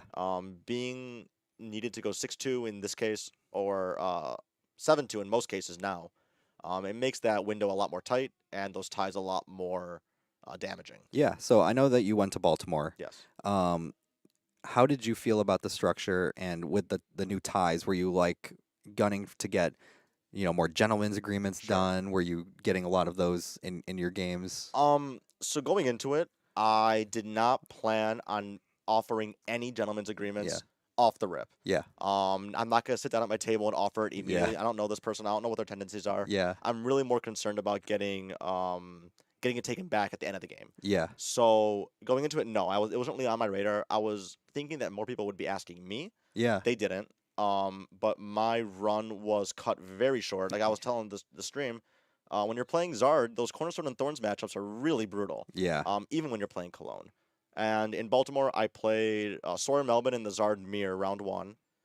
It was a pretty tough one for me. He opened very, very well. I opened average, but it's not as well as he did. Yeah. Round two, I played Iron Thorns right away, which was, again, something I was expecting, but I played it against round two, and it ended up being like 1.5%. Yeah. It wasn't even like it was like there's like barely any thorns in the room. Yeah, and that was tough. And Yeah. so then I'm like, all right, well, I'm gonna try my best to kind of win this match or at least tie. I lost. I ended up playing a Cornerstone deck round three, which was just kind of like salt in the wound. Yeah. The worst part of it was that we were going into game three. My opponent acknowledged that we were at the end. We're going into game three with 10 or so minutes Yeah. left. So I go back on what I said earlier and said, dude, we're at 0-2. If we tie, we're out. Yeah. Let's gentlemen's. And I'm going to give him the benefit of the doubt and assume that he does not know what that means. Because he looked me dead in the eye immediately and refused. Yeah. And we ended up tying that match and getting out of day two after round three. Yeah. Again, I'll give him the benefit of the doubt that he did not know what that meant, but I wasn't going to sit there and explain that when we had 10 minutes left either. So, moving forward, I do think that gentlemen's agreements could be valuable as you go deeper in the tournament, but I don't know if they're as necessary as you start round 1, 2, or 3. I'm Yeah. not sure. And it definitely doesn't feel good that you're gonna have to go into a tournament and have to start doing gentlemen's from round one. Like that's how you know it's gonna be a really long day. Like as soon as you get to table one, like your first table round one, having to gentlemen's already, it definitely Yeah. doesn't seem like a good like a good play. Yeah, and I think if we hear more about it, like honestly, even though that was a big fear of a lot of people going into these Yeah. last two tournaments, the Twitter uproar hasn't been as loud as I expected with regards to it. Yeah. So that tells me that either a lot of people are on the same page, or it's not as bad as we expected it to be. Yeah, and I think one of the I guess benefits that we've kind of seen with this newer structure and the new point requirements is Mhm. that as a result of this, a lot of people are playing a lot faster. Definitely, and I really Yeah. enjoy that. That's Yeah. for sure. I definitely don't mind that. Yeah, I know. Ryan Prusak, member of the NRG team, he had tweeted out a while back after Worlds, the tie rate, and it was like significantly lower Right. during the world's time, just because of people playing faster, and as Sharper's saying here, people are playing faster decks now. So I mean, we're not seeing as much Gardevoir, we're not seeing as much Zard right now. A lot of these decks are a lot faster, and people are playing faster, so it definitely does help. Yeah, and going back to Yeah, those tie numbers, if I remember correctly, it may not be exact. Pre-Worlds, tie rate was about like 16, 17%, yeah, which is kind of heavy. It's almost 1 in 5 games that you're going to be yeah, tying.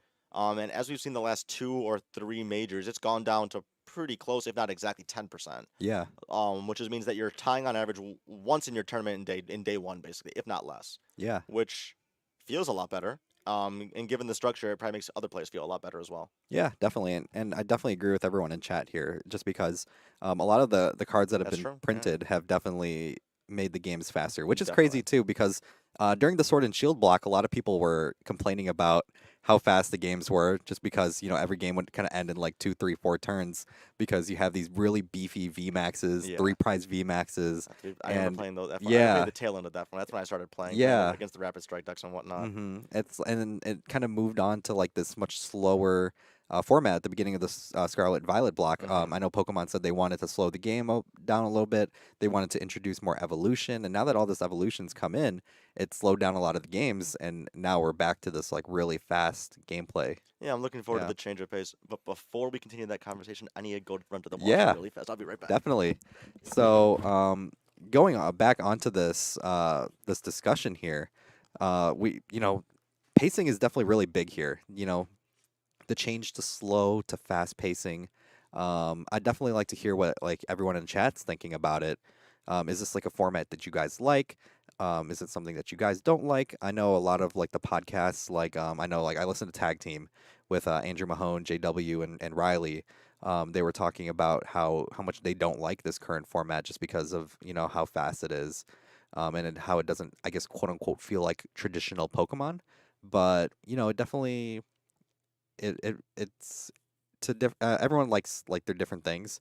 Um, I'm a newer player, so I've definitely only played this kind of format. So for me, this feels like a normal kind of game. This feels like normal to me, but I didn't play around like you know early 2000s, so I'm not really as experienced with what other formats feel like. Yeah. So Sharper mentioning that you don't mind the format speeding up, just not being able to play the game. Yeah, Dust Noir definitely enables some wild things. There's some crazy stuff going on with Dust Noir. I'm definitely of the opinion that it shouldn't get banned, but I can definitely see a world where it is. Um, but yeah, I definitely like the way that it's enabled certain decks to become prevalent again.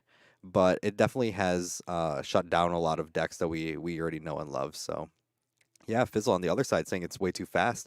And yeah, I definitely agree that Pheasantipity is definitely more of a problem than Dusk Noir is, just because hand disruption is not existent. And it's crazy seeing people's like pictures where they're putting Mew EX and Pheasantipity next to each other, where it's like if you get Iono to one, you're pretty much just back to a full hand. Like it definitely should not be possible.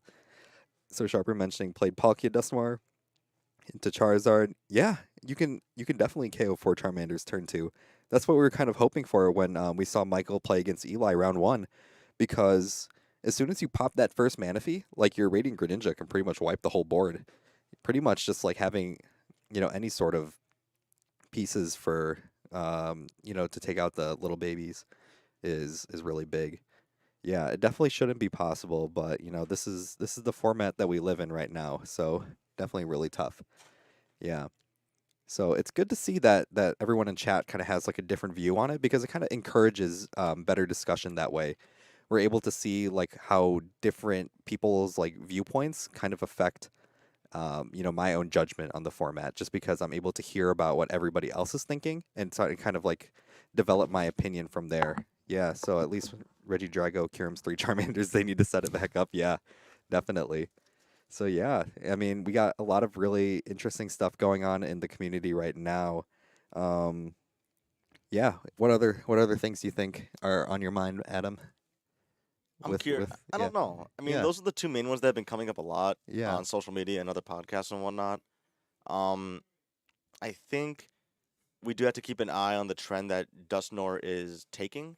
Yeah. Because going back to our ban discussion, if the field or a certain deck is taking up a majority of the play rate and win rate, then we're heading towards a potential tier 0 format, which obviously is not healthy. Yeah. I don't think we're close to that right now, but with the development of different Dusknoir decks, I think we are trending towards a really bottlenecked format, Yeah. which I'm not too happy about, given the types of decks that may require to play. Yeah. And it's crazy to think because when I first started playing, that was when Lugia was Hmm. tier 0, Yeah, and it's crazy to think that that's the format that I came here and started playing at, because that deck was clear and by far the number one deck. Like, when people think of like Charizard being like number one, like no, no, like Lugia was like a completely different beast. yeah, and the thing with Yeah, Charizard being at that really, really high 20% rate, yeah, it didn't convert super great. yeah. It definitely Even though did. it was a really popular deck, it's a really popular Pokemon and it was a really strong deck at the time.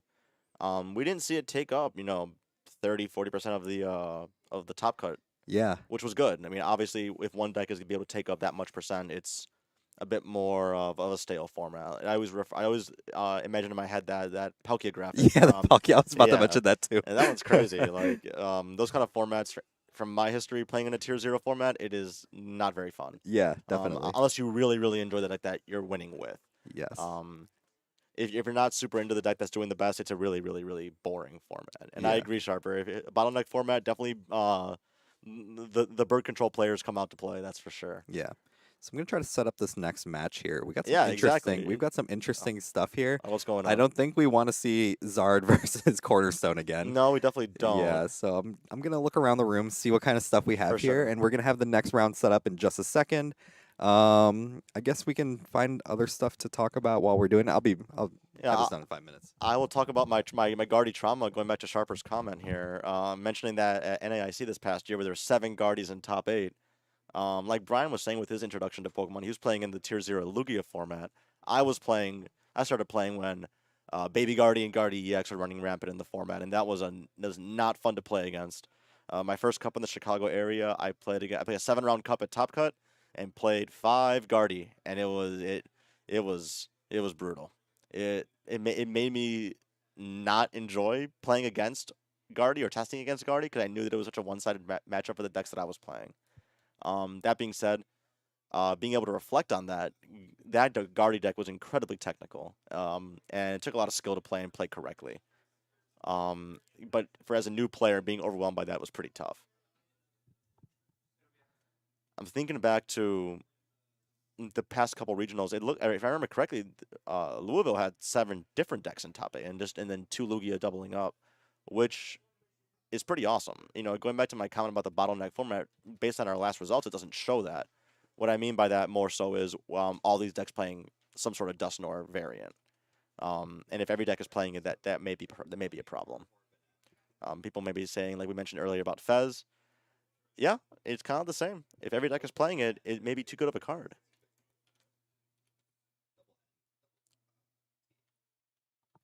What do we got going on here? What's coming up? So Trabzon Guardy Banette For sure. against Ryan, who's playing Pidgeot Control. All right, so we got a thriller. Yeah, We got Pidgeot Control versus Guardy Banette. Ryan Prusak, team of NRG.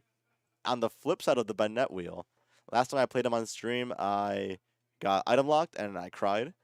But this time, Ryan's gonna be on the receiving end, and if I remember correctly, Pidgeot Control has a decent amount of items, but it's also super supporter heavy. So I'm curious to see how much of an impact these Everlasting Darknesses and the other trainer attack from Bayonet, because that could hit like a truck if Ryan's hand is loaded up. I'm curious. Yeah, definitely. And yeah, I mean, unfortunately, Adam, some of your stream games the last few times haven't been the Yeah. best. If I were to have an introduction, it would have been more like, yeah, you last Yeah. called me getting donked by Josh Frink in the Yeah. 1K. And that was a brutal one. Or losing to Ryan or whatever it may be. My streamer luck Yeah. here has not been great. I know. My stream luck, I think I'm like 1 in 5 Yeah, in stream games. that sounds just like mine as Yeah, well. I remember getting donked by Eli when I Yeah. was playing Tina and he was playing Mew VMAX. And yeah, that was definitely. That sounds like me Yeah. and Josh's match. I went first. I go start Minchino, Yeah. pass. And it was over after that. I couldn't get anything out. It was terrible. Yeah, so we're getting set up for our next match here, Mhm. and our table 1 match is between Guardy Banette, and Pidgeot control. So it's an interesting one because it's not like a traditional stall control where it's Definitely. like, or a stall deck because stall is different from control, where your objective is just you keep something in the active and you don't get to play the game. This control one kind of aims to fight off your resources and that has a lot of moving pieces, and it's definitely a deck that Ryan's really comfortable with. So Definitely.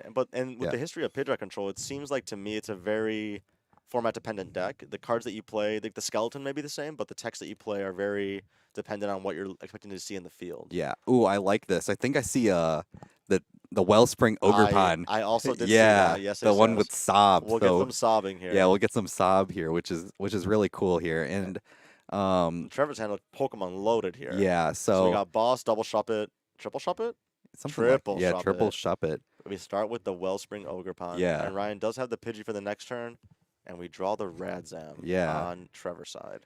So interesting here to see the Ralts is coming down and just the nice attachment and go from there. So I'm wondering if Trevor's gonna try to lean towards the item lock a little bit more or try to make those big poltergeist plays because I feel like as a control player you do want to have a lot of cards in your hand. Right.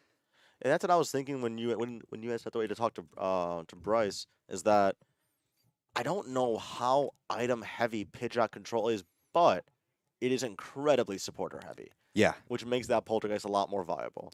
And it can hit very hard. Yeah, definitely. So And honestly, you could probably reach those numbers to kill that Wellspring for sure. I don't know about the Pidgeot, but definitely that 210 Wellspring. yeah, and I do like the point that Sharper mentions here where it's like there's no way for Ryan to manually evolve up the Pidgeot.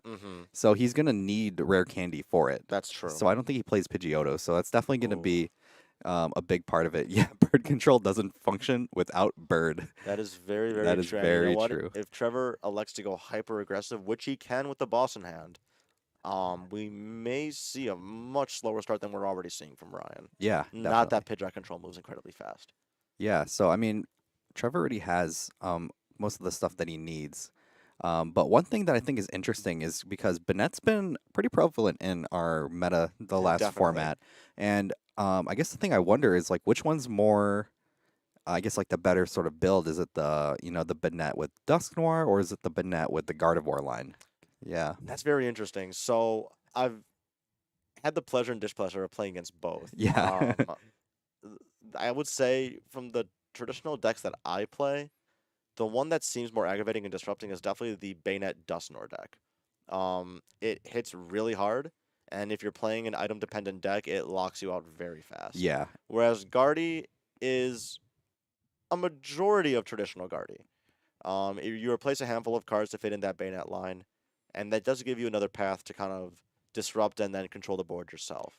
Yeah, I totally agree. And I totally agree with Sharper here too, because I like the Dusk Noir version more just because you get to abuse Dusk Noir, which is like the most broken card in our format right now. Whoa, Yeah. hold on. Yeah. What is that Is card at that the a- top of Ryan? That is we that got a- a genocide. Is that the Genesect that blocks A-Spec use? It is Oh my that one god, indeed. that's so wild. But it has to have a tool attached to Yeah. it. So I'm curious to see if Ryan this game, or if we see him in the last, can pull off that Genesect tool combo and actually have it be relevant. Yeah, The definitely. thing with that is, like, once the cat's out of the bag, your opponent may just rush down the ace. That card is Yeah. absolutely useless. Yeah, the Genesect. The Genesect was a funny one. I definitely did not expect to talk about that No, card is today. crazy. It caught me. I caught it in the corner of my eye. I was like, "What is going on?" Yeah. Ryan is no stranger to playing some spice in his decks. That's for sure. Yes. The things that he comes up with and brings to the table sometimes every week, is pretty interesting in the best of ways. Yeah, definitely. And it's interesting because we don't really know what Trevor can really do here. So we're looking. Oh, is this going to be another Oh, here we go. another Is he coin gonna roll flip? heads? He does. Oh, He never does. punished. Holy moly! Oh So, man. Ryan Item is in a lo- bit of a pickle here. Yeah, item lock. Now, there aren't that many cards in Trevor's hand. Yeah. But But Ryan's got a lot of cards in hand. and Ooh, the hold Erica. on, Oh, the hold on. Radzam. The Radzam's going into play. Holy moly! Oh boy. Here we go. So that may have been the best hit in Trevor's deck. I don't know if he has a Pokemon with a higher retreat cost, and that thing's gonna be sitting for a bit. The Yeah. question is, what does Ryan do from here? He's hoping that the Shuppet doesn't come back in the active. Ooh, the Sob play is good here. The Sob play is good. Oh wait, no, he can't Sob Uh, because he ended up going with the the instant charge. It's interesting that you brought that up. So I'm curious if that Sob play was. I wouldn't have mattered, I guess, with the Turos, but minus the Turo, would the Sob have been a potentially better play to almost guarantee you could evolve? But here we go with the roll again. Oh. It's my Oh. off the dice. That is Yeah. some dice manipulation. Yeah. Holy moly, Trevor is rolling, but with no bayonets. Yeah, but most times I think one thing that Trevor doesn't have to worry about is another Erica coming down. That's for sure. Yeah, I don't think it's really something that's going to happen again, so it should be okay. But I think optimally you'd want to like curly a refinement that away. Sure. But yeah, But you're right. Without that second or more Ericas, I think Ryan is reading the card that he's played against me so many times. yeah, That was super goofy. yeah, The amount of times that I picked up Ryan's Yeah. bayonet is insane. I know.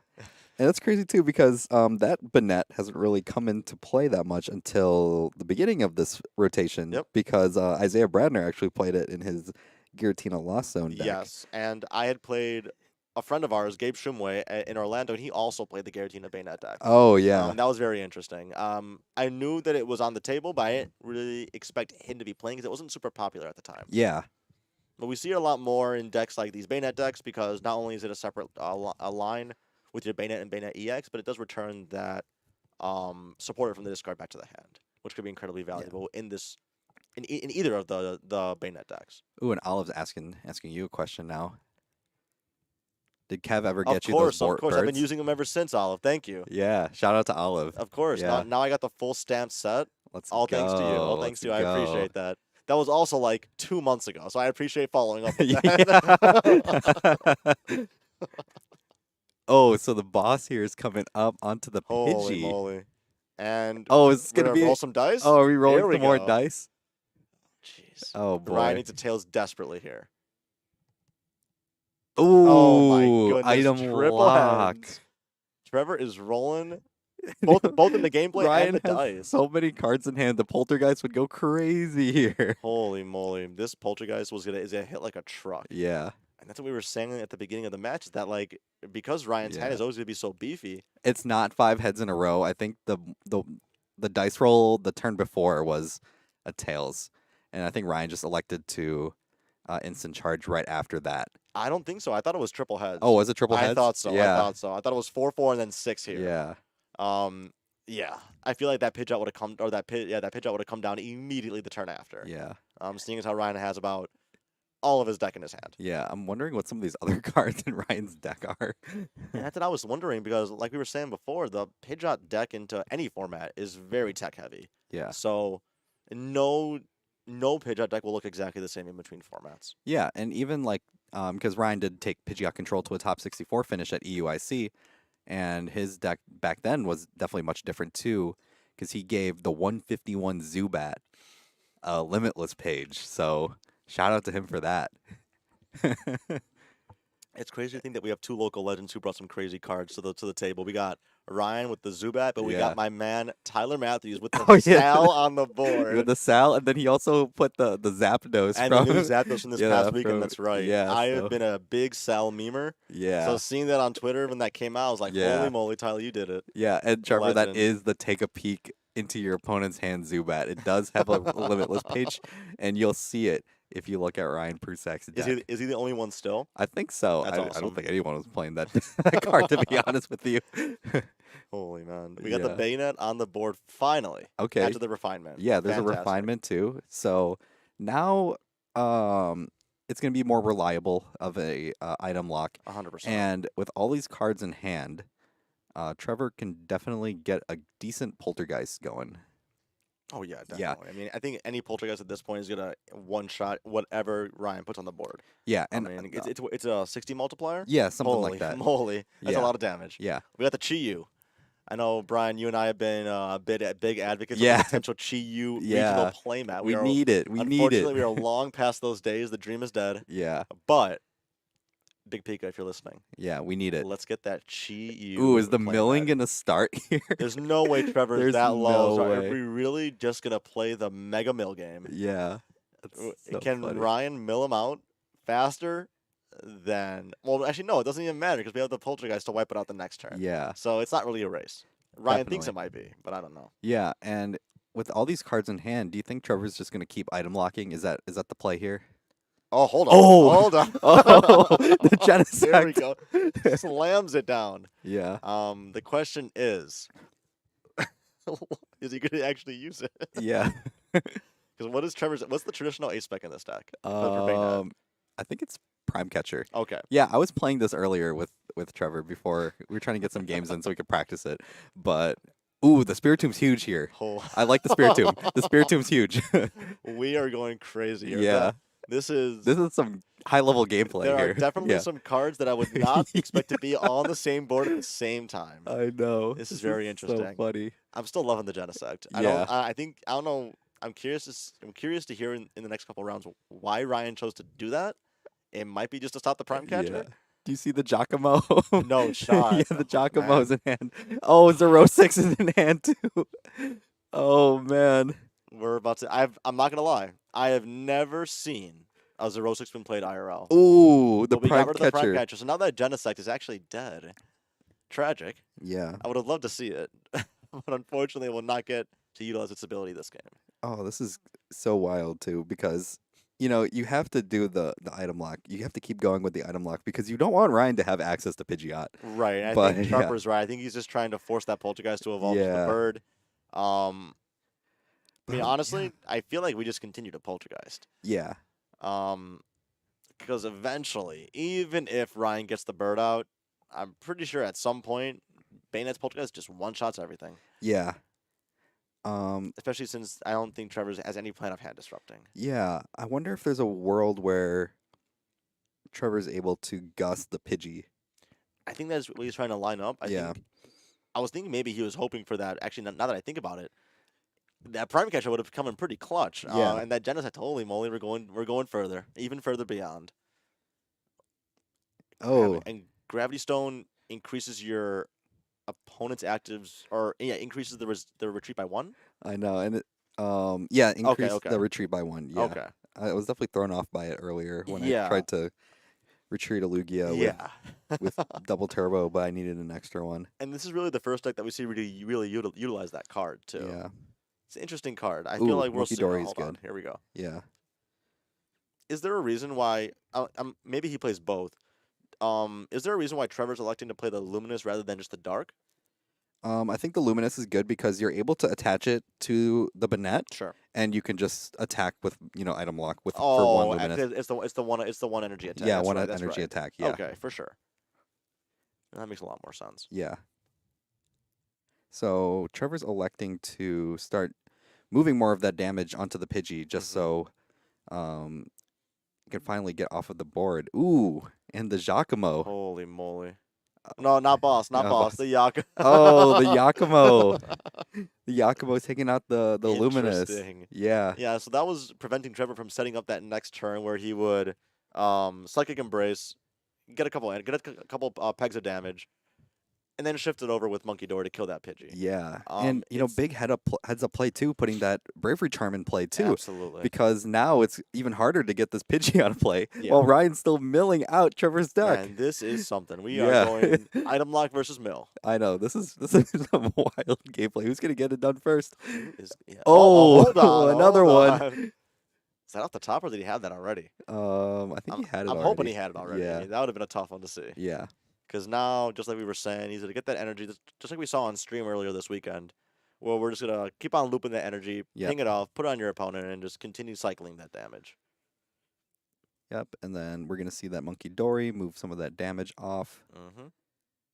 Put it on that Pidgey. Yep. It's gonna take a bit longer now, but 2 I more do know that turns. Trevor plays Lost Vacuum because Holy moly. his skeleton is Piper Lapine's deck. Okay, That yeah, Piper played that she played over the weekend. Definitely. Yeah, so Ooh, so Yeah. we're going for the I forgot what the Oh, attack was called, but you magnetic sonar. there you go, Yeah. and you add two I trainers think it's two trainers. from Yeah, your back. discard to your hand, which is Yeah, pretty awesome. I know. Can you believe we used to play this card in Charizard? I played against that card in Charizard Yeah. in the Indy Major. Yeah.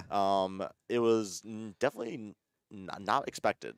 Yeah. And if you could abuse it for multiple turns, it is devastating. Yeah. There's Ooh. so many cards you get Put back. the one Yep. Giacomo back into the hand. And I'm assuming this is Trevor's last Luminous. Yeah. I So would now think so Monkey would be too. unusable unless he plays the Dark, which I'm assuming because he plays the Luminous, he's not. No. So that Monkey's just going to be sitting there. Yeah. And I wonder if it's ever going to be a win, like a I guess a potential win con or like a line that Ryan would try to gust up the Monkey Dory into the Sure. active or something like that to potentially stall into the active. Yeah. But I But guess, yeah. but then Trevor could just Psychic Embrace Retreat. Yeah. Eventually, obviously, he'll take enough damage to KO itself, but we're a long ways from that. Yeah. Still very, very crazy to see this Genesect on the board. This is so wild. Okay, and now we are seeing the Lost Zone. Get the Getting that Iono Iono back. back. Oh That's right. wow. Okay, so now we go pop in here. And Trevor's deck is starting to get a little thin here. Yeah, it's a decent Yeah. amount. We're probably sub 20 here. Yeah. Now Iona Wing, I don't recall if his hand was pretty hefty. Doesn't look super. It's with 3 cards. Putting back 2 to the bottom of the deck, yeah. Yeah. So he's seeing 6. Yeah, Ryan has He's now got a- doubled his deck size. Yeah. But they'll both get 6 here. Yeah. I'm curious to see who decides to take that first KO. Yeah. And how much that is going to change how the rest of this matchup plays out. I know. Yeah, 'Cause I if did that see first Penny. KO is the Pidgey, that's a pretty big deal and a pretty big advantage from Trevor. Yeah, and I do see. Not only do I see the penny there, I Mhm. also see that 151 Sandshrew Oh, wonderful. in the hand. Another card that paired with all these control text, not even text, just these control staples, Yeah, is just they look meager on board, but together it is really tough to get over. Yeah. It just cuts off all of your resources. I know. It really is crazy to see all of these cards here. It's so funny that no prizes have been taken yet, but I feel like this game has actually been really good to watch. It has been. It's been Yeah. a borderline chess match here. We're just moving around Ooh. damage, and we get the penny back to reset the Pidgey and Yeah. set Trevor back. Was that 4 turns to re-KO this Pidgey? Yeah, Just with Monkey Dory, that is. I wonder if that Trevor is gonna be able to get this Gust and just KO the Pidgey outright with the Poltergeist. yeah, Now that he's Iono'd Ryan, I don't know how likely it is that he has like a Thornton Candy Pidgeot. So to be able to reset this Pidgey and get that bird on the board after getting gusted may be a lot more challenging than he would expect. yeah, definitely. And this really just shows how experienced Ryan is with these kinds of decks because it feels like he has an answer to everything Trevor's tried to do so far. Like he's had, the penny loops for the Pidgey, like this Regieleki is able to gain back that penny again, and he's really able to loop with that. He's milled out a good amount of his deck using that Chi-Yu, so, having the Genesect out there prevents the Prime Catcher. Like, there's so many different things that he can really do here. And going back to our conversation about like stall and Pidgeot control in the meta, even though no prize cards have been taken, like you were saying, like this is a very engaging match. I feel like a lot Yeah. more than I would expect on paper. I know, right? Like when I read Pidgeot control versus Guardian Bane, I'm like, oh my goodness, this is gonna be a Snorefest. Yeah. But here we have the Gust onto the Pidgey, and Ooh, yeah, he's just gonna Poltergeist. He Yeah. has enough, obviously. Yeah. We were doing 180 there, clearing through the Brave Charm by a bit. He needed only 3, 2, sorry, which worked out pretty well. Yeah, and definitely. And it really shows like Trevor's patience that Definitely. he was like waiting for the right time to where he was able to find the Gust in order to take out the Pidgey. But now Ryan can use items, which means Absolutely. that counter catcher can be used as well. So that's definitely a big thing to think about here as well. And what do you think was the sign or play for Trevor to finally gust that out? Was it just finally seeing the gust? I think so. I think just Okay, drawing it okay. to boss was probably the thing he was waiting for. I feel like if he could have done it a lot earlier, he would have. Definitely. Yeah. I agree. So he's trying to keep track of all of his energies here as well. Definitely a good idea taking a look here. Saw Palpad double, Ooh. and we got the Ursa Luna back, which Luna. is major. in the Lugia matchup into Bayonet Guardy or Bayonet Dustnor, the Ursaluna plays a major role. Yeah, the Ursaluna is crazy Yeah. in that matchup just because I mean when you're constantly using Dust Noir to put yourself behind, Yeah. it just allows you to use Ursaluna a lot sooner, and it's such a crazy card. And I agree, Sharper. Without having to sacrifice that supporter spot, that Regieleki does the exact same thing and even more than the Silene. Yeah, and I think a lot of the NRG guys had a lot of Silene double tails moments, a lot That's more what I than was they'd like to told. have, a Yeah. lot more than they'd like to There, admit. yeah, 100%. And that's Yeah, the double-edged sword with Silene. You can get crazy value, but the odds of you getting max value are pretty slim. yeah, definitely. So looking at what Ryan wants to do here now, I feel like when you have that counter catcher, you definitely want to put it into play. Yeah, I mean, to be fair, from Ryan's perspective, that counter catcher will now always be live. Yeah, that's true. So he doesn't necessarily have to use it now unless he sees an opening to kind of bring himself back in the game or to reset the board where he can't somehow, I guess, allow Trevor to second embrace retreat. Yeah, Um, do we know if Ryan's just playing a one of Snorlax potentially? I I'm don't even. assuming he's playing it. I'm assuming he's Yeah, playing one. I feel like even if you don't play Snorlax, I feel like Mimikyu is kind of like good enough. Definitely. And Yeah, the problem with Mimikyu that is is kind of like your wall in the yeah, we'd have to go Mimikyu Giacomo to get rid of this Lumina so that the yeah. Mimikyu could stay. Um, I don't know how many Gust Trevor plays, but if we can get the Mimikyu out, I don't know how we could knock it Ooh, out. Airy. Airy could be interesting. Yeah, and kind of like what we were talking about earlier with the banned cards. I remember when Airy was being played in like Charizard, a lot of Hmm. people were asking for that card to be banned, and Yeah, that was definitely an overreaction. I yeah, it was felt definitely even when the card was announced, even though on paper it sounded incredibly good, it never really blossomed into like a super abusable card. yeah, and Thankfully, yeah, because I feel like cards like that either are like really really good or like kind of mediocre, like we're seeing yeah, how Airy has become. or incredibly niche. And it's like outside Yeah, of that one format, I don't think it's seen like any play no, in anything outside of control decks. exactly. And I will say if more decks come out that are a bit of the same tempo as Zard, and then Zard becomes more popular, I could see Airy making a comeback. Yeah, definitely. Or decks that rely on like a certain set of items to do their thing, like how we have Rare Candy, Ultra Ball, and Zard, and decks like that. Yeah, and I can definitely Arceus, No. big Exactly, Olive, big exactly. Arceus supporter. Arceus. Yeah. Olive and the crew, the Ark's strongest soldiers, that's for Yeah. sure. Ooh, interesting. I don't know how I feel about putting that Alakazam back into into the I have a field. feeling he's gonna have to just get Oh, some spoon plays going on here. yeah. I The think question is, what is the target? yeah. I thought I saw he had the vacuum in hand. Trevor did, so he could try and get rid of this Regieleki now. Um, maybe does he have the vacuum? Did I missee that? I thought he maybe had in the last 10 then before the Iono. Yeah. Then we're to Iono again anyway. Now I don't know if Trevor wins the deck out race here. No. I And think at the yeah. pace we're moving, we're slowly creeping towards that. Yeah, I don't think so. I don't think so either. So now Trevor's really trying to So we got the map out monkey some now. yep, Spoons. spoons. Okay. Treat you below half health here now. Taking 110 puts him at 100. Yep. Interesting here. Ooh, but the the Oh, Giacomo. jeez, here we go again. Yeah. And Oh, it's not a boss, it's a Giacomo. but again, Ryan's just gonna be able to. What was it called? The sonar, the um electromagnetic sonar. Is oh that what yeah, it's called? electromagnetic There sonar. you go. Just bring the Yeah. Giacomo back. Yeah. Oh, we'll see the penny come back instead. Yeah. Be able to reuse that cape to the best of his ability. Yeah, and the nice thing about the Heroes Cape coming into play as well is that I mean, it just allows Ryan to recycle new cards every single time, Absolutely. which is just so good for him. And especially now that we're post Trevor Ionoing, that Poltergeist may not one shot through the cape Yeah, it might not.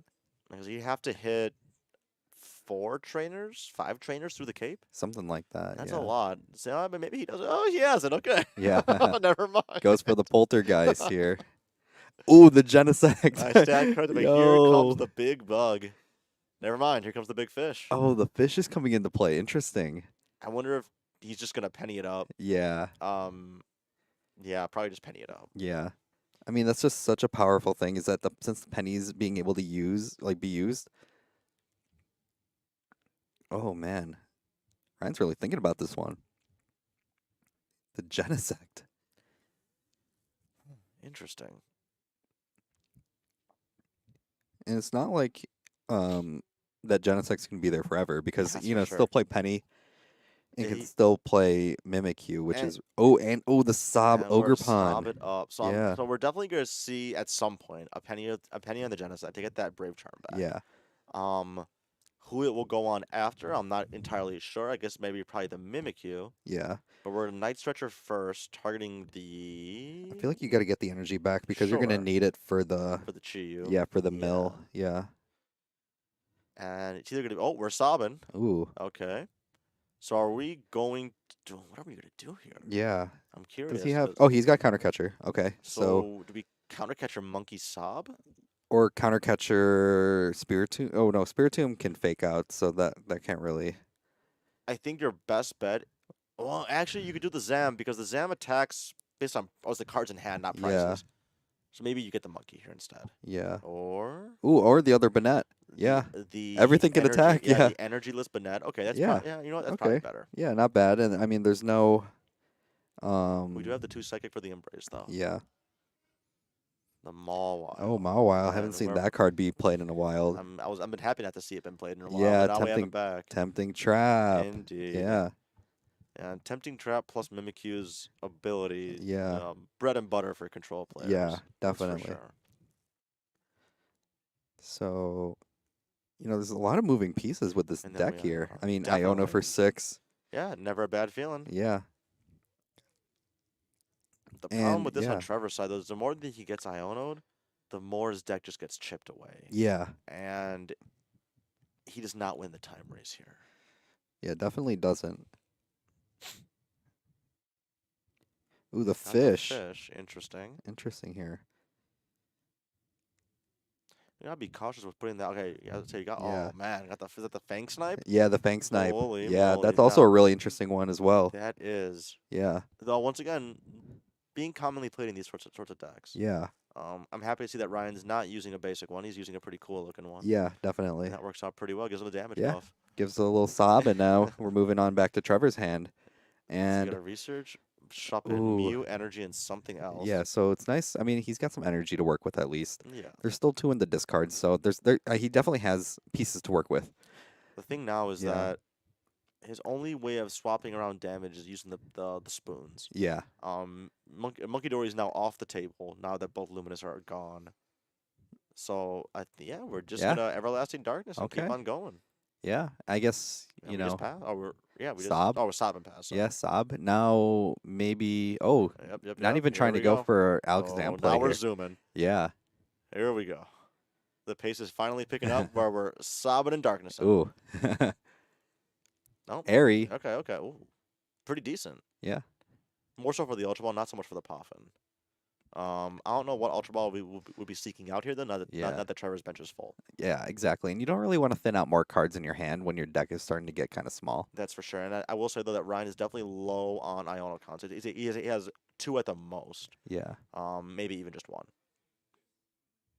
Okay. So now another item lock coming down. Indeed. But now Trevor's stacking up that damage to move around with the spoon. So eventually, we may see a 4-prize play come out of Trevor, potentially. Yeah. And they're really starting to speed up the play here now. Yeah. They're probably recognizing there's not as much time left. Definitely. Yeah, we're probably pretty low. Yeah. And I will say Trevor's plan is probably just spoons for the KO on Chiyu and then Poltergeist for the second one. Yeah. And depending on how close we are to time, Trevor may just attack or take self-damage and spoons it away over and over again. Yeah, definitely. And the question is, do we have another tool to kind of stop that? Ooh, there's Penny. Side? There's Penny. That helps a lot. Yeah. That's a major one. So do you Penny the Ogerpon or the Chiyu? I'm Probably, assuming the Chiyu. yeah, the Chiyu. I would say the Chiyu as well. The most damage on it. It's at Yeah. 170, so it's pretty two turns away. Yeah, and So I I would feel like assume you you're need just to taking have the Chiyu in order to win the game. Absolutely. And Trevor's Yeah. at, it looks like 7 cards in deck. So we're about 3 turns away now from Ryan being Yeah. able to Chiyu into the game. Yeah. Trevor's not looking too happy. I think he's Yeah. realizing what's about to happen here. He's in darkness and pass, and Ryan's going to keep on chugging along. Yes, definitely. And I don't know if Z called time already, I'm but not sure. yeah, it might we might be into turns right here, so the Yeah, game might end soon here. yeah, and that may have been why we saw the pace of play Yeah, pick up so much. yeah. Oh yeah, the Oh, the sob, the sob, sob. the sob, man, keeping him Oh in locked man. in the active.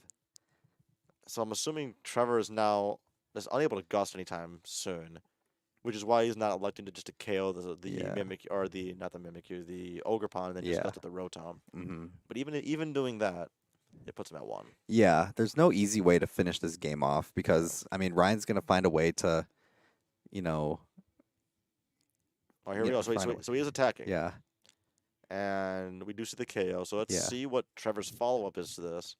So Eh, I think the KOs definitely helps because Ryan was hoping to find Oh a wait, way. hold on. Yeah, what? I thought Trevor was at 5. He was at 4.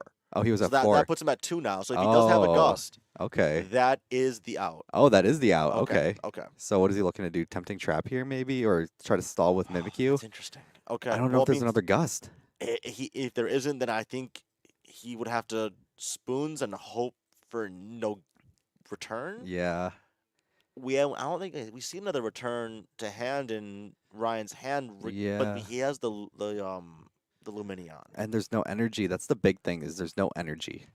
Interesting. Yeah, you need stuff to attack with.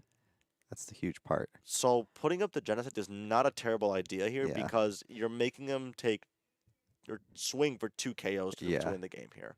Because if he KOs the Genesect and Oh, he promotes one of the 1 prizers, you can't really get around that. yeah. It would have been nice to have that double turbo in a little bit earlier. Yeah, that's I for know it sure. would That's have for helped sure. with the What is it? Is that? tempting trap. That's Zerosix. Okay, Yeah, okay. I'm not familiar with the full out there. yeah, Okay, so we're cutting Trevor's hand by a handful of cards? yeah. By 4 cards? Till he has 5 in hand, I No, believe. till he has Oh, 3 till in 3 in hand. hand. Yeah, yeah, yeah. Okay. So Trevor elected to keep the Iono, Mew, and Shuppet. I'm curious about the Mew. Yeah, I'm curious about the Mew also. I think maybe just because Guardy can attach to it. That's true. Yeah, Guardy can attach to it, so That's it true. can attack. So What? Oh, how much yeah, damage does Genesis attack do? yeah. You'd be surprised the amount of times that I've used Mew EX to knock out Mimikyu. Man, that's crazy, Yeah, actually. it's a crazy interaction. Oh, that's Yeah. definitely why he kept it. I mean, Ooh, that's. Oh, we're bringing the Pidge back ooh, the Pidgey's down. coming down. He's Ryan's really dedicating those resources to get that Pidgeot Yeah. back on the board. He's thinking that getting that quick search is probably his win con here. I wonder what he would quick search to create that win con though. Yeah, I'm Another surprised that he coffin. ended up also discarding Pokemon with it instead of trainers. I thought he was going to try to just take away the trainers just so that the poltergeist damage wasn't going to be as high. Sure, sure. But, there's a reason why he's the one who plays this deck well and not me. Absolutely. Ooh, the Guardy EX is coming down. Okay. And that will KO the Genesect because he's only at 170. Yeah. So what was the Psychic Embrace to Guardy from 190 will be Yeah. more than enough. Yeah. That'll definitely knock And out. we could spoons away. So no, spoons is only from your opponent's side of the board. So we won't see any Iono spoons. We're just gonna again. Iono. Yeah. Put Ryan back to 6. Put Trevor at 2. Yeah. And maybe try to give Ryan more trainer cards to Sure, sure. yeah, to So that go puts with. Trevor at 1 here, and ooh, hold on.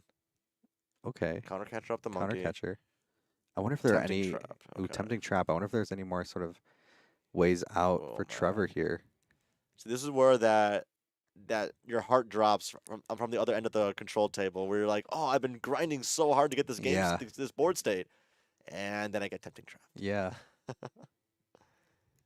What did he draw for the next Yeah. one? Here? I What think it did was he an Ultra draw? Ball.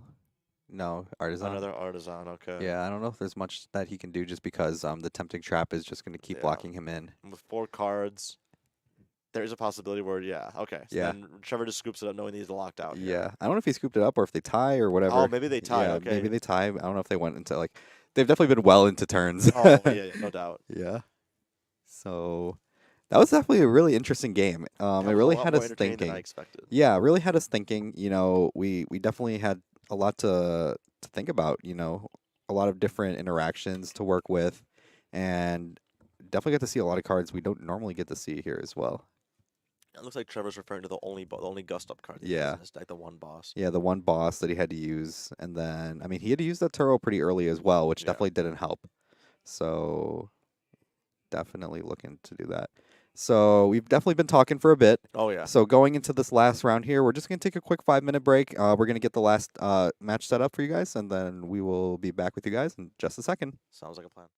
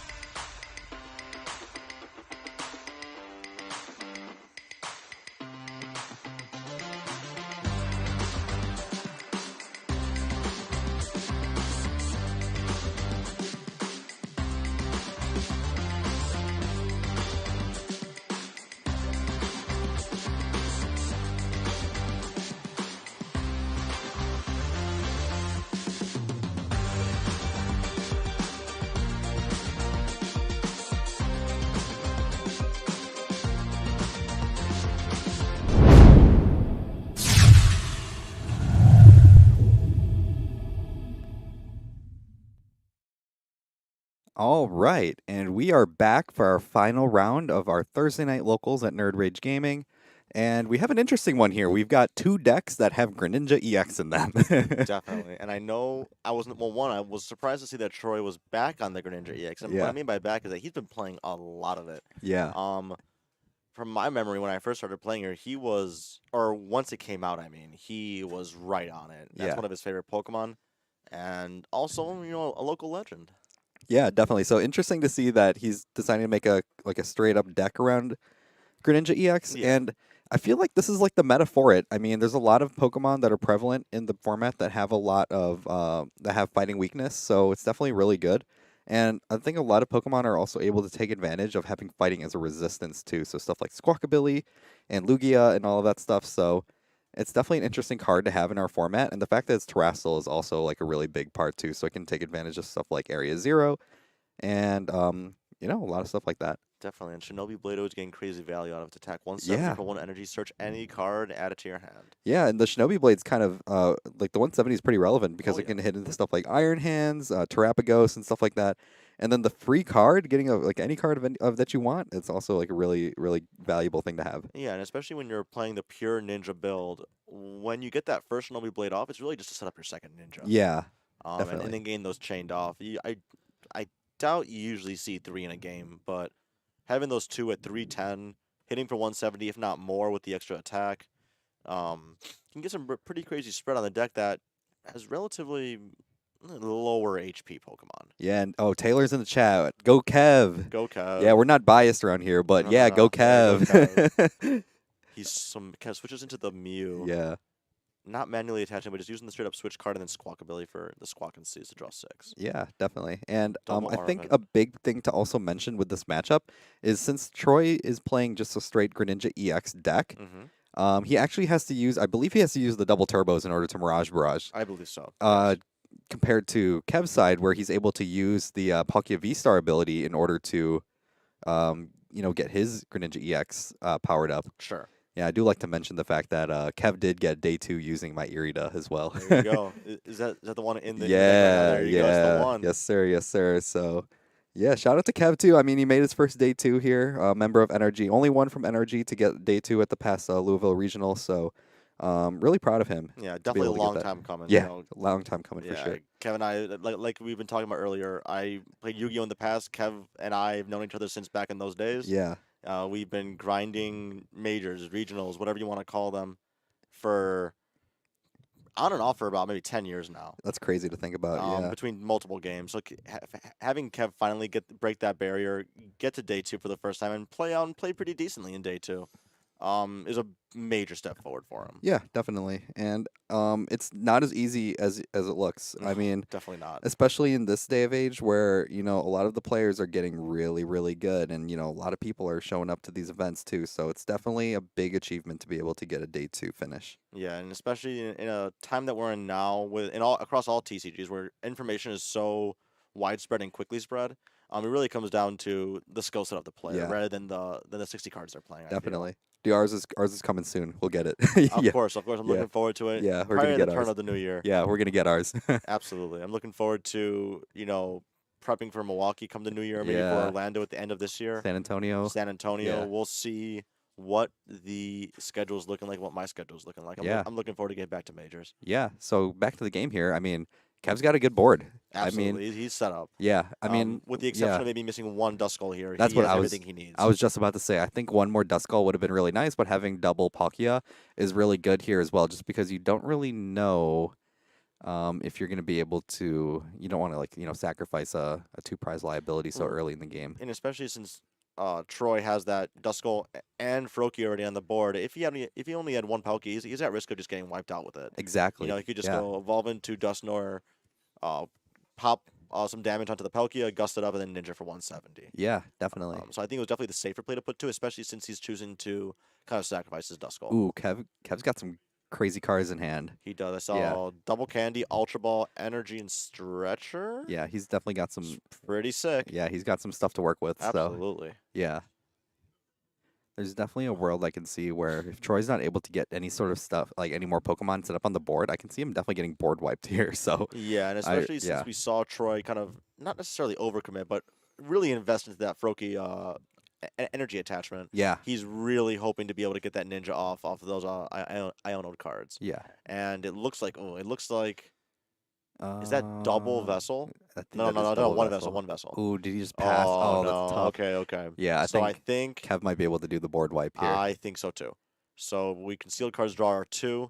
He's gonna have to find a switching card that isn't a Ooh, man. Oh, does he? If he has 3 energy and discard, he's fine. yeah. He has to manually attach for the retreat.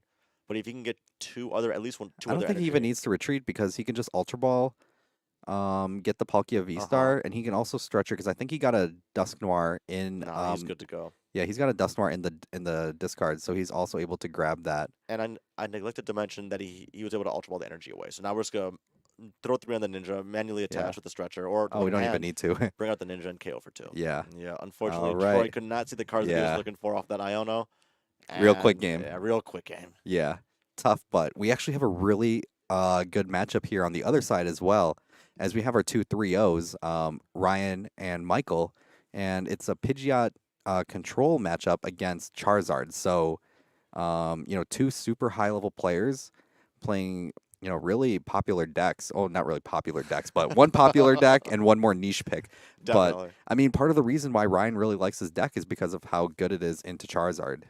Oh, definitely. I mean, Yeah. any control variant naturally has a pretty good Zard matchup due to their lack of switch cards and lack of resource recycling. Yeah. We saw a format or 2 ago, we kind of changed that narrative by playing like the Team Yell's Cheer, the Silene and other cards to kind of recycle your Pal Pets, recycle your supporters so that you're not taking as big of a stall L. But like we've been mentioning before, with the overteching of Zard and being able to have to swap out most of your consistency cards for those Duskull's and Dusknoir lines, there's not really a whole lot of room for those Team Yells, Cheers, and supporters recycling. Yeah, definitely. And another big thing too to think about is that I mean the Airy didn't really do too much here, No, which is good. but the Luxray being able to come into play can definitely Yeah. hurt. And especially since Ryan knows what he's going for off the rip. I'm assuming going for Arvin here, yeah. Yeah. Oh no, the Turos. Yeah, the Turo. Oh, okay. Like we were just saying about the supporter recycling, Michael, like we saw from game round 1 or round 2, whatever it was, doesn't play any. So when that Turo's gone, it is gone. Yeah, definitely. And That's gonna be a major piece for I him. do miss playing Palpatine and Zard. I really did Yeah, like for that sure. card a lot, but it's definitely one of those things that you can't really sacrifice any other consistency cards to play it. Yeah. Yeah, I mean, I also enjoyed playing Palpatine and Zard a lot. It allowed you to be a little bit greedier with your support line because you can go double boss, double Iono, and use Palpatine for your 3rd or 4th of each. Yeah. It's, in my opinion, a lot more versatile, but again, you don't really have the room for it in this current Zard build. Yeah, and unfortunately, Bugcatcher, you did miss Troy's match, but yeah, he's looking good. He got a new haircut and all that stuff. Super crispy. Yeah. So, unfortunately, his game was pretty quick, but I think if you go back, you can watch our VOD once we're done with tonight, and you can watch over it again. It'll be a pretty quick rewatch. Yeah, definitely. So going to Michael's turn here, he's kind of thinking about what he wants to do here. Grabs the Defiance Band and the Rare Candy. The Defiance Band actually has some use in this matchup because if you are to use the Duskull early, you're able to like the Dust Noir early. Mm-hmm. You can put yourself behind and get the extra damage from being behind on Charizard and get like a big knockout that way, which is really cool. The good thing for Michael in this matchup is that with Ryan playing the more traditional Pidgeot control, a lot of his big basics are in like perfect range for Zard to get that 2100 or 210 damage just from the one Dusknoir KO. He could ping that 130 onto Pidgeot and then pretty much kill everything else on Ryan's board. Yeah, definitely. And ooh, so we see the Rare Candy come in. Rare Candy Zard. Yep. There we go. That's gonna get the Pheasantipity out of play here. Yeah, I think we're gonna try and do exactly what I was saying there. Double attach to Zard, manually retreat from Fez. Hopefully get that Dusknoir pop onto the Pidgeot and then swing for the KO onto the Luxray. Yeah, definitely. And I don't know if Ryan plays Turo, but that I think Pidgeot we wouldn't be see. able to go back into the hand if That's that's very the case true. because only Penny has been seen so far.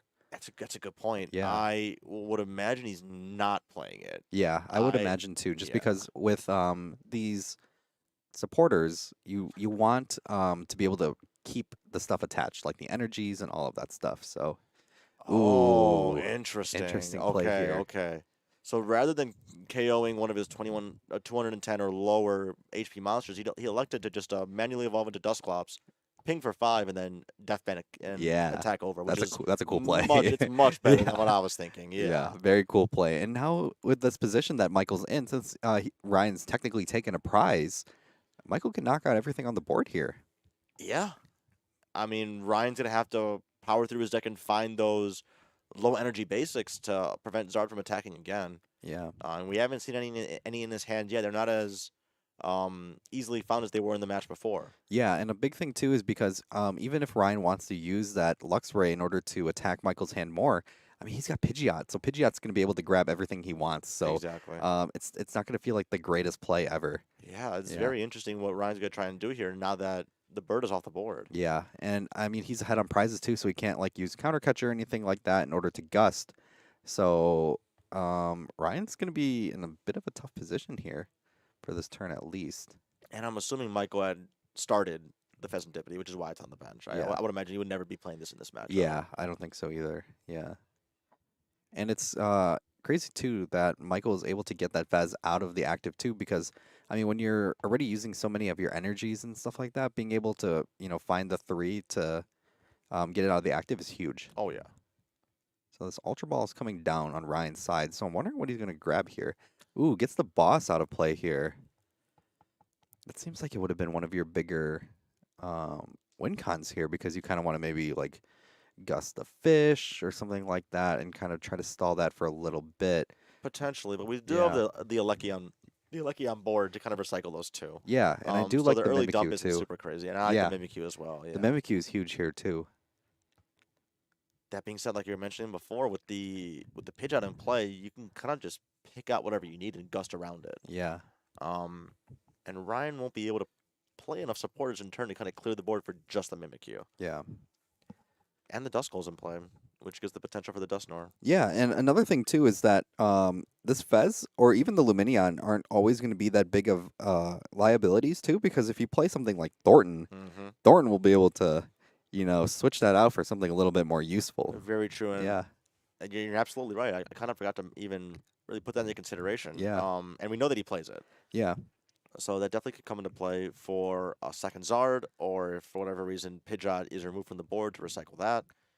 We're to decide to penny up the Luxray, Ooh, and I I'm wonder. assuming into the Regieleki, yeah. Yeah, into the Regieleki, and then we'll probably try to grab. Probably that boss bag, Yeah, boss and penny maybe, or is it just one? It's I two, just get no? one. You just get one. Okay, Yeah, it probably is the boss. yeah, The question is, this one card that he's getting off of the Aleki has to be incredibly valuable because it's going to get KO'd right away. yeah. One thing I do like is putting the Bravery Charm onto the Ogre Pond, just because it is easy to knock out, and it's gonna make Michael either need something like a Vacuum Tool Jammer, which I don't believe he plays, in order to knock that out, or he just has to two-shot it, which is gonna be difficult because Ryan can always just penny that thing back up. Absolutely, and with Michael only having the one Duskull, he can't get that 2 prizes to be able to attack with Zard over the Ogre Pound with the charm on it. Yeah, Do we know if him and Justin are playing Vacuum? I don't believe so. I feel Okay. like Zard hasn't played Vacuum for a long time. I agree. Yeah. Do you think going into this turn for Michael, he wants to get aggressive and maybe go for something like a Gust on the Rotom because it's there?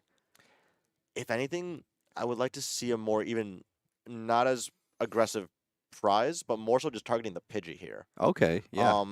'Cause even though Regieleki could recycle those supporters one at a time, that Pidgeot and Quick Search are going to be the main engine of this deck. And since we've already taken out one, taking out that second one, whether it was recycled from the discard or a second one played in deck, will be a pretty major blow to Ryan, I feel. And that's what Yeah. we're going to do. We're to Quick Search, get the boss, KO the Pidgey. And I really like that too because if Michael really wanted to go back onto even prizing after this turn, I mean, he's got a Duskull onto the bench, so he can also, take out this Reggie Alecki with the Duskull and then potentially take the last 2 prizes on one of these other big basics. I mean, there is a world if Michael has like a perfect hand, he just goes Neuer, Papa Lucky, Gust Up Rotom, KO for the Yeah, game. that's definitely a world that mean, we live in. Or if he's just at 2, we could just get the natural Yeah. Gust. I mean, it feels like Yeah, I think Ryan's going to have to find a way to yeah. get the Rotom off the board. I think there's 2 boss in that discard pile I see already. Okay, and well, Ryan's electing Yeah. to use the Arvin, which would mean that he would have to find a tool to attach the Rotom so it won't get KO'd. Yeah. That's what I'm assuming. Yeah. But we're going with the... It's interesting.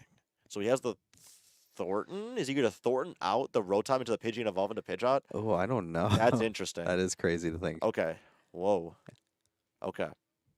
So I'm curious to see what Ryan's line is here. Yeah, well, he played Arvin already, so we can't Thornton. That's true. That's Yeah, true. we can't Thornton. So, Oh, what is going to happen here? maybe just so we can have it ready to go. I feel like Michael's Yeah. just going to, unless he knows for a fact that Michael's only playing 2 boss, I feel like he just quick searches boss's Rotom. Yeah. I feel like there's not really, not a whole lot of thinking to go with that one, I feel. Yeah. And Sharper's saying counter catcher Sob Fez. That could also be a possibility too. Could. Yeah, there's definitely a world where that can be And used. since we know the Turtles is gone, there's no other switch card for it. That's true. Yeah. That could be the play for Ryan to kind of stall for a couple turns before he can Yeah. reset himself up. And the boy Nikita in the chat. Yeah, we're in the booth today. We're not able to watch the Saints and Broncos primetime game with you. Bummer. I know, big bummer, but you know, we got some fun games here tonight, so There have been some good ones today for sure. Yeah. It's been a smaller crowd than we expected, but some Yeah. very, very exciting games. yeah, and I think a lot of people are kind of burnt out from playing right now just because we did have you know, Baltimore and Louisville regionals so close together. And I think people just want to rest up a little bit until like, you know, LAIC comes in. Yep. And I think people are just ready for this new Surging Sparks set to come out. Yeah, I think so too. Yeah. Eli G and I were talking about Yeah. that last week when we had some downtime outside, and that Yeah.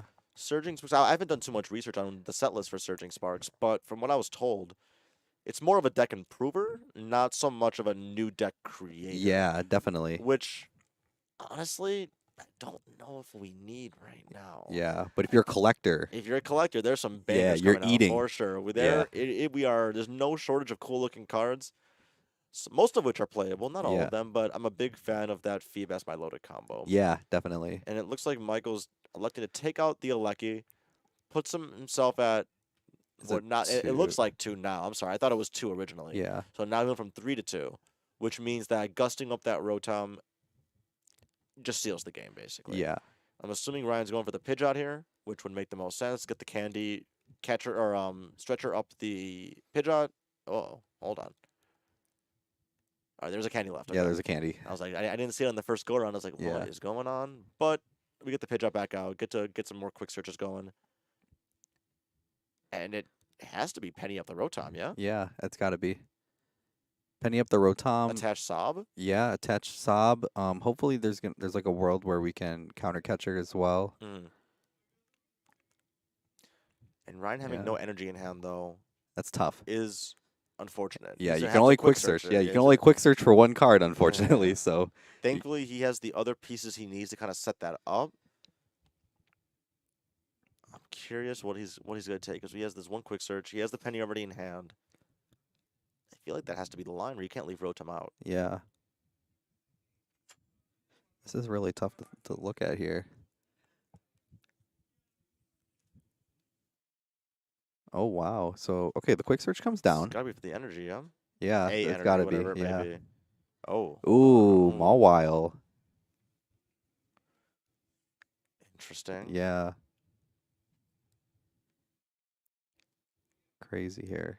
And yeah, definitely to address chat, I think Area Zero Maridon definitely does get better. Yeah. For With Nikita, Pikachu. you know, we could play Pikachu with Reggie's, or we could just play Lugia again. Or we could just play Lugia again. I know those are music to Nikita's ears, Yeah. that's for sure. The Ceruledge also looks pretty interesting too. Yeah. have been memeing, but also gassing up that deck. The Yeah. 20 fire energy is pretty funny. Yeah. And playing multiple hand dumps in your turn to drop all those 20 energy is also very Yeah. funny. So I'm sure we'll see some homies play it sometime in the next coming weeks. Yeah. I'm not going to be playing it, but we'll see. Yeah. Oh wow. So they're really just trying to take get some information here. The Palpat's played, puts back Penny and Iono. And I do like that play because, I mean, if Ryan's able to draw into the Iono, he'll be able to put Michael down to 2 cards in hand. So definitely big here. And I'm wondering how Ryan's going to finish the turn off here. That's what Okay, I'm- so that's what we're we're going talking- for a tempting trap here. And that's fine, but Yeah. if Michael has the gust, it really doesn't do a whole lot. Yeah, and I do like this because giving up the 1 prize instead of potentially the 2 prize is really good here. And based on Michael's reaction, either he's searching to see if he has the last boss in deck now, or he knows he doesn't have it. Yeah. Or else he would have just slammed down that Pidgeot and grabbed Yeah. it. Okay, so Dusknoir comes out here. And I think this might be checkmate here because you evolve into the Dusknoir. Mm-hmm. You can take out. Oh, Thornton? Thornton? Hold up. Thornton? Okay. What are we doing with this? What's the Thornton grabbing here? Oh, Ooh, okay. Interesting. Wow. Oh, wow. And then stretcher it out. Or Yeah, and he's got it. All interesting. right. That was okay. All right, Michael Davidson moving on to 4-0. And He can't be stopped. Man. yeah, That's crazy. he's crazy.